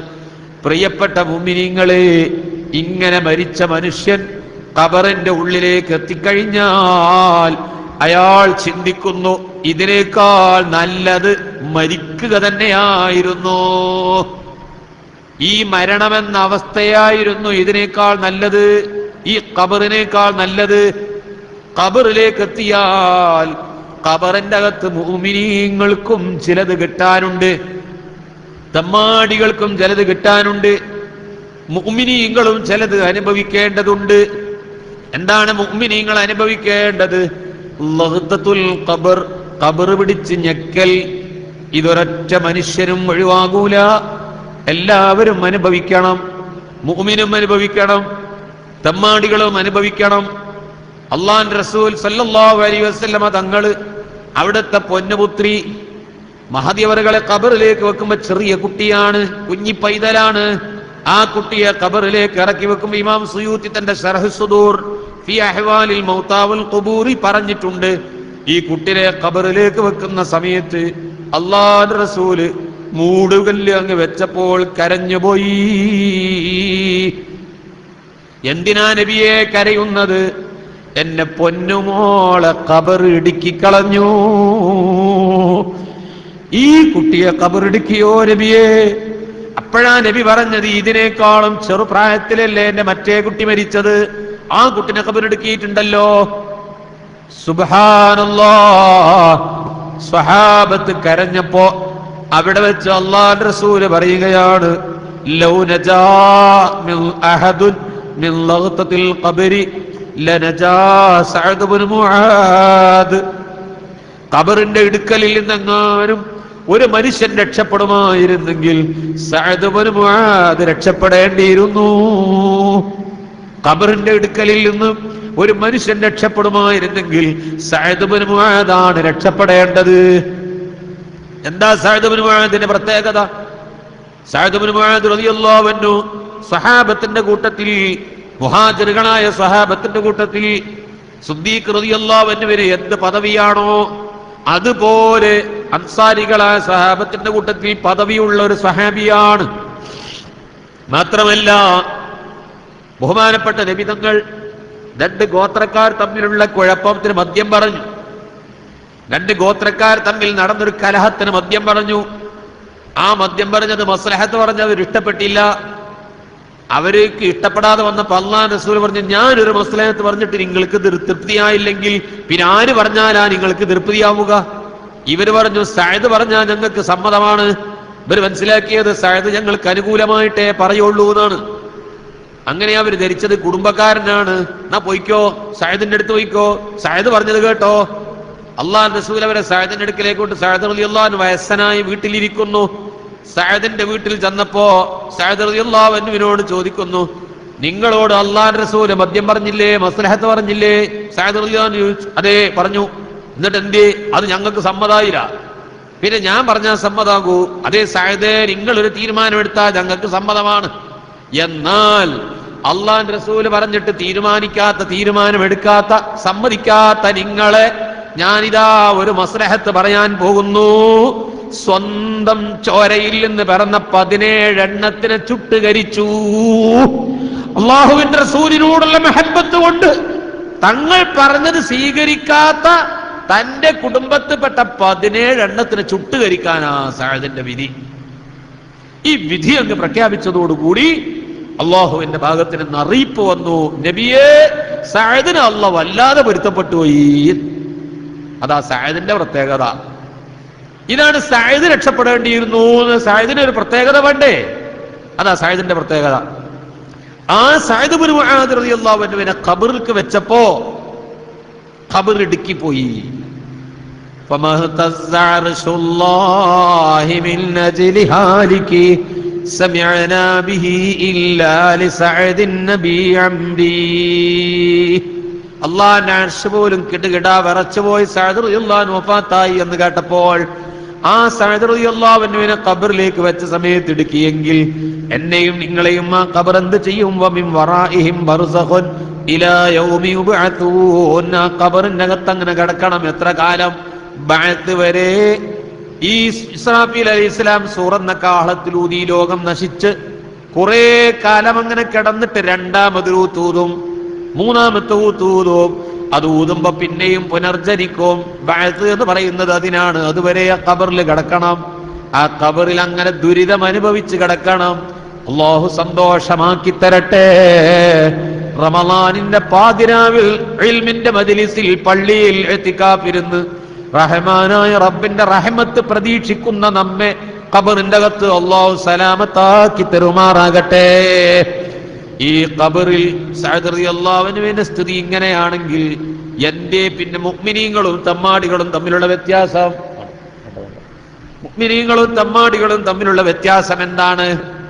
വ്യത്യാസം മുഅ്മിനീങ്ങൾക്ക് ഒരൊറ്റ ഞെക്കലും വിടലുമാണ്. തമ്മാടികൾക്ക് ഇത് ഖിയാമത്ത് നാൾ വരെ തുടർന്നു കൊണ്ടിരിക്കും എന്നതാണ് മുഅ്മിനും തമ്മാടിയും വ്യത്യാസം. ഖബറിന്റെ സ്ഥിതി അങ്ങനെയാണ്. എന്നിട്ട് ഖബറിൽ നിന്ന് പരലോകത്തേക്ക് കൊണ്ടുവന്നാൽ പരലോകത്തിന്റെ അവസ്ഥ എന്താണ്? നരകത്തിലേക്ക് വലിച്ചെറിയപ്പെടുന്ന സമയത്ത് പരലോകത്ത് വരുമ്പോ മാതാപിതാക്കൾ യൗമ യവദ്ദുൽ മുജ്രിമു ലൗ യഫ്തദി മിൻ അദാബി യൗമിദിൻ ബിബനീഹി, എന്റെ മകനെ കൊടുത്തിട്ട് എനിക്ക് ജാമ്യത്തിന് ഇറങ്ങാൻ പറ്റുമോ എന്ന് ബാപ്പ ചിന്തിക്കുന്നു. എന്റെ മക്കളെ കൊടുത്തിട്ട് എനിക്ക് രക്ഷപ്പെടാൻ പറ്റുമോ എന്ന് മറ്റും മകൻ ചിന്തിക്കുന്നു, ഉമ്മ ചിന്തിക്കുന്നു. എന്റെ ബാപ്പാനെ കൊടുത്ത് രക്ഷപ്പെടാൻ പറ്റുമോ എന്ന് മകൻ ചിന്തിക്കുന്നു. എന്റെ ഭാര്യനെ കൊടുത്ത് രക്ഷപ്പെടാൻ പറ്റുമോ എന്ന് ഭർത്താവ് ചിന്തിക്കുന്നു. ഓരോരുത്തരും അവനവന്റെ കാര്യമാണ് ചിന്തിക്കുന്നത്. ഈ നിലക്ക് എല്ലാവരും കൈയൊഴിച്ചില്ലേ? യൗമ യഫിറുൽ മർഉ മിൻ അഖീഹി വ ഉമ്മിഹി വ സാഹിബതിഹി, ഉമ്മാനെ കാണുമ്പോ ബാപ്പാനെ കാണുമ്പോ മകൻ ഓടി ഒളിക്കുന്നു. അൽഅഖില്ലാഉ യൗമൈദിൻ ബഅ്ളുഹും ലിബഅ്ളിൻ അദൂവ്, സ്നേഹിതന്മാരെ കാണുമ്പോ സ്നേഹിതൻ ഓടി ഒളിക്കുന്നു. എന്റെ സ്നേഹിതനാണ് ദുന്യാവിൽ ഒരൊറ്റ കുഴിമാടത്തിൽ മറവ് ചെയ്യണമെന്ന് വസിയത്ത് പത്രം എഴുതി വെച്ചുകൊണ്ടാ ചിലരൊക്കെ മരിക്കണത്. കോഴിക്കോട് കോളേജ് ക്യാമ്പസിലേക്ക്, യൂണിവേഴ്സിറ്റിയിലേക്ക് ഗേറ്റ് തുറന്നുകൊണ്ട് പ്യൂണ് കടന്നു വന്നപ്പോ കോളേജ് ക്യാമ്പസിൽ കാണുന്നത് ചിന്നിച്ചിതറിക്കിടക്കുന്ന മൃതശരീരത്തിന്റെ അവശിഷ്ടങ്ങളാണ്. ആ മൃതശരീരങ്ങൾ എടുത്ത് പരതി നോക്കിയപ്പോൾ ജീവിതമെന്തെന്ന് രുചിച്ചറിയുന്നതിന് മുൻപ് രണ്ടുപേരും പ്രേമത്തിലായി. അത് ആളുകൾ അറിഞ്ഞു, കോളേജ് പ്രിൻസിപ്പൾ അറിഞ്ഞപ്പോ കേസ് പിടിച്ചു, വഷളാവുകയാണ്. ജീവിതം വേണ്ടാതെ തീരുമാനിച്ചു. ഡൈനാമിറ്റ് വാങ്ങിക്കൊണ്ടുവന്ന് നെഞ്ചത്ത് വെച്ചിട്ട് രണ്ടുപേരും കൂടി പിടിച്ചകട്ട് മുആനഖത്ത് ചെയ്തു. പൊട്ടിച്ചിന്നി ചിതറി മൃത ശരീരത്തിന്റെ അവശിഷ്ടങ്ങൾ കോളേജ് ക്യാമ്പസിൽ പരന്നു കിടക്കുന്നു. ഡയറി കുറിപ്പ് അടുത്ത് തന്നെ ഡയറി കിടക്കുന്നുണ്ട്.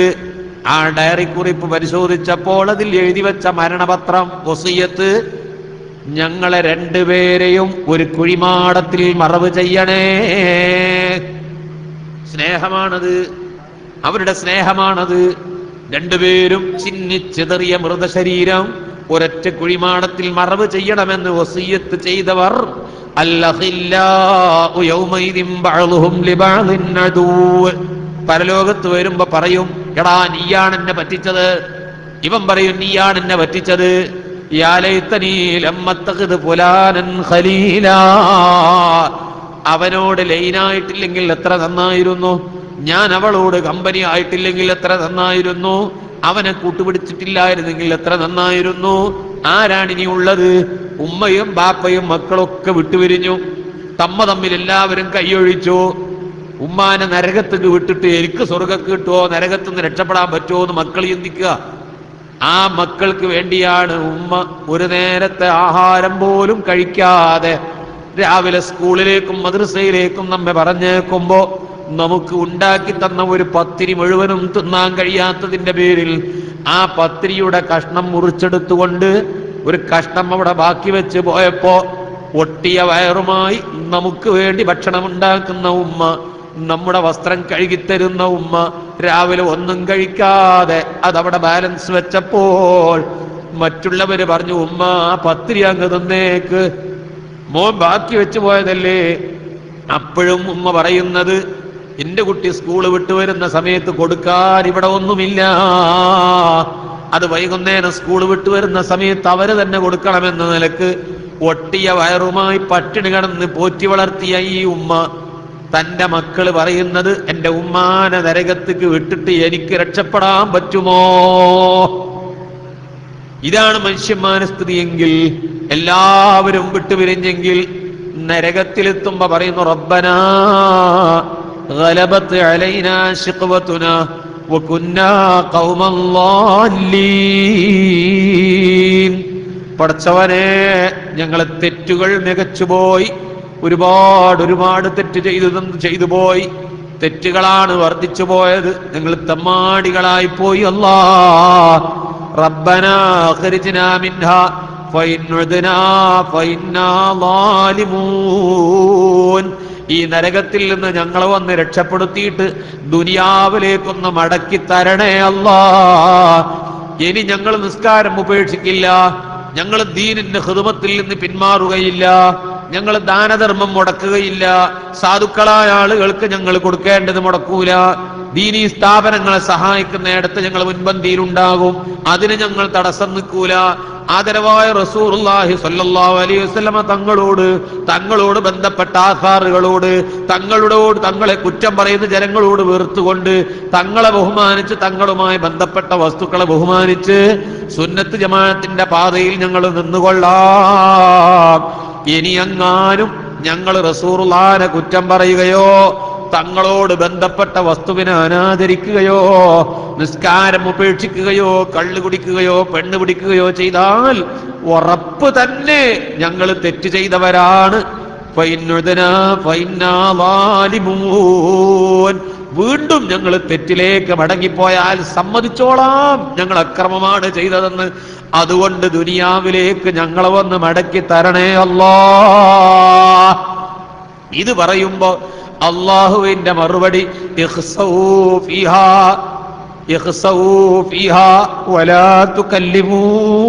ഒരക്ഷരം ഇങ്ങോട്ട് മിണ്ടരുത്, അവിടെ കിടന്നു നരകത്തിൽ ആണ്ടണിഞ്ഞ് കിടന്ന് ശിക്ഷ അനുഭവിച്ചോളൂ, ഒരക്ഷരം ഇങ്ങോട്ട് മിണ്ടിപ്പോകരുത്. ഇന്നഹു കാന ഫരീഖും മിൻ ഇബാദി യഖൂലൂന റബ്ബനാ ആമന്നാ ഫഗ്ഫിർ ലനാ വർഹംനാ വഅൻത ഖൈറുർ റാഹിമീൻ. എന്റെ സാലിഹീങ്ങളായ ഒരു വിഭാഗം ആളുകൾ ദുനിയാവിൽ നിന്ന് ഒരു ബാങ്ക് കേട്ട ഉടനെ പള്ളിയിൽ ചെന്ന് അവർക്ക് പള്ളിയും മദ്രസയും ദീനും ദർസും സുന്നത്ത് ജമാഅത്തുമായി പ്രവർത്തിച്ചുകൊണ്ട് നടന്നപ്പോ, അവര് ബാങ്ക് കേട്ട ഉടനെ പള്ളിയിൽ ചെന്ന് ജമാഅത്തിനും നിസ്കാരത്തിനും പങ്കെടുത്തപ്പോൾ അവര് പറയുന്നത്, പടച്ചവനെ, നീ കൽപ്പിച്ചത് ഞങ്ങൾ വഴിപ്പെട്ടുകൊണ്ട് ഇബാദത്തെടുത്ത് ജീവിക്കുമ്പോ ഞങ്ങളെ പക്കൽ നിന്ന് ഒരു ദുർബല നിമിഷത്തിൽ സംഭവിച്ച തെറ്റുകൾക്ക് ഫഗ്ഫിർ ലനാ വർഹംനാ വഅൻത ഖൈറുർ റാഹിമീൻ, നീ ഞങ്ങൾക്ക് പുറത്തു തരണം അല്ലാഹ്, നീ ഞങ്ങൾക്ക് കൃപ ചെയ്യണം അല്ലാഹ് എന്ന് പറഞ്ഞപ്പോൾ അതാണ് അവരുടെ നാവിലൂടെ വരുന്ന പ്രാർത്ഥനയെങ്കിൽ ഫത്തഖദ്തുമൂഹും സിഖ്രിയാ ഹത്താ അൻസൗകും ദിക്രി വകുൻതും മിൻഹും തൽഹഖൂൻ. നിങ്ങളവരെ കാണുമ്പോ പരിഹസിച്ചു ചിരിച്ചില്ലേ? അവര് പർദ്ദയണിഞ്ഞ് മൂടുപടമണിഞ്ഞ് കയ്യിൽ ഉറയിട്ടുകൊണ്ട് ഗ്ലൗസ് ധരിച്ച് കാലിൽ ഷോക്സ് ധരിച്ച് നല്ല വൃത്തിയുള്ള മറയുള്ളയോടുകൂടി, ഇസ്ലാം അനുവദിച്ച മറയോടുകൂടി, അന്യവരെ ആകർഷിക്കാത്ത വസ്ത്രം ധരിച്ച് റബ്ബിനെ പേടിച്ച് നല്ല നല്ല സ്വാലിഹത്തുകളായ വനിതകൾ നടന്നപ്പോ നിങ്ങളുടെ ഡീസന്റിനൊക്കാത്തത് കൊണ്ട്, നിങ്ങളുടെ പവറിനും അന്തസ്സിനും ഒക്കാത്തത് കൊണ്ട് നിങ്ങളവരെ കാണുമ്പോ നിസ്സാരപ്പെടുത്തിയില്ലേ?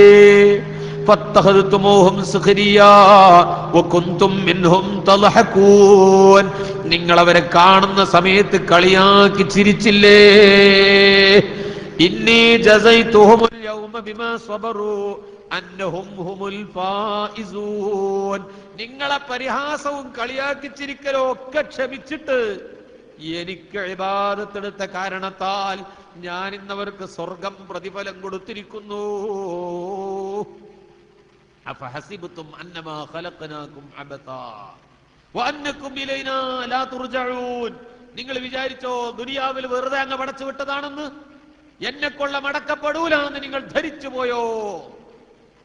അല്ലാഹുവിന്റെ പരിശുദ്ധമായ കലാം ഖുർആനിൽ ഈ വിധ ഉപദേശങ്ങളും അല്ലാഹു തആല ഉത്ബോധനങ്ങളും നടത്തിയത് എന്റെയും നിങ്ങളുടെയും ഖൽബിനെ സ്വാധീനിക്കണം, ജീവിതം ക്രമപ്പെടുത്തണം, നന്നാക്കണം, ചിട്ടപ്പെടുത്തണം. ഇതുപോലത്തെ സുവർണാവസരങ്ങൾ അതിനുപയോഗപ്പെടുത്തണം. അല്ലാഹു സുബ്ഹാനഹു വ തആല സ്വർഗം സമ്മാനിച്ച സ്വാലിഹീങ്ങളിൽ മുഅ്മിനീങ്ങളിൽ അല്ലാഹു തആല നമ്മളെ ഉൾപ്പെടുത്തി പെരുമാറാവട്ടെ. സ്വർഗത്തിൽ ഒരു ബുദ്ധിമുട്ടുമില്ല, എല്ലാം സന്തോഷം, പരിപൂർണ സന്തോഷം. എന്താണ് സ്വർഗാനുഭൂതികൾ മനസ്സിലാക്കുമ്പോഴല്ലേ അതിനോട് ആഗ്രഹം. നൂറ്റാണ്ടുകൾക്ക്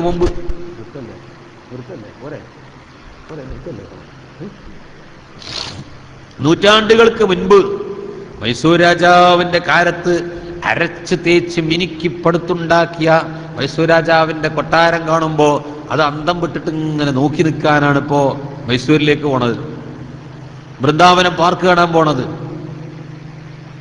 അത് കണ്ടിട്ട് മനുഷ്യന്മാർ അത്ഭുതപ്പെടും. അല്ലാഹു തആല അവന്റെ അടിമകൾക്ക് അതിഥി മന്ദിരമായി നിർമ്മിച്ച സ്വാലിഹീങ്ങളെ സ്വീകരിച്ച് ആനയിച്ച് കൊണ്ടുപോയിരുത്താനുള്ള സ്വർഗത്തെക്കുറിച്ച് ചിന്തിക്കുമ്പോൾ ആ സ്വർഗത്തിലേക്ക് എത്തണം എന്ന ജിജ്ഞാസ, ആഗ്രഹം, അതിനനുസരിച്ചുള്ള ജീവിതവും പ്രവർത്തനവും നമുക്കുണ്ടാകും. പരിശുദ്ധ ഖുർആനിൽ ഒരു മനുഷ്യനെ നന്നാക്കാൻ വേണ്ടി അള്ളാഹ് എടുത്ത പണി എന്താണെന്നറിയോ? നരകം പറഞ്ഞ് പേടിപ്പിക്കുകയാണ്. ഖുർആൻ മൊത്തം പരിശോധിച്ചു നോക്കി. മക്കത്തെ ജനങ്ങൾ എന്ത് പറഞ്ഞിട്ടാ പേടിപ്പിച്ചത്? നരകം പറഞ്ഞ് പേടിപ്പിച്ചു. നരകത്ത് പോകും, നരകത്തിന്റെ ശിക്ഷ. ഇതാണ് ഖുർആനിൽ കൂടുതലുള്ളത്. ആ നരകം പറഞ്ഞ് പേടിപ്പിച്ചപ്പോൾ കുറച്ചോലെ നരകത്തിൽ ചെന്ന് ചാടരുത് എന്ന് വിചാരിച്ചിട്ട് കള്ളുകൂടി മാറ്റി, വ്യഭിചാരം മാറ്റി, സർവ്വ ഹറാമിൽ നിന്നും പിന്തിരിഞ്ഞത് അള്ളാഹിന്റെ നരകം പേടിച്ചതിന്റെ പേരിലാണ്. അള്ളാഹുവിന്റെ സ്വർഗം നഷ്ടപ്പെടരുത്, അവിടെ എത്തണം എന്ന് വിചാരിച്ചിട്ടാണ്. ദുന്യാവിൽ ജീവിക്കുന്നതിന്റെ എല്ലാം വിപരീതമാണ് സ്വർഗം. സ്വർഗത്തിന്റെ സ്ഥിതികൾ സമയമില്ല, ദീർഘിച്ചു കൊണ്ടുപോകുന്നതിൽ പല ചുറ്റുപാടും പരിപാടികളുമുണ്ട്. എനിക്കും വേറെയും ചുറ്റുപാടും എത്തേണ്ടതുണ്ട്. അതുകൊണ്ട് ഇനി നീട്ടിക്കൊണ്ടു പോകാൻ ഞാൻ ഉദ്ദേശിക്കുന്നില്ല. ഇപ്പാതിരാ സമയത്ത് അല്ലാഹു തആല നമ്മളൊക്കെ സ്വീകരിക്കട്ടെ, നന്നാക്കി തരട്ടെ.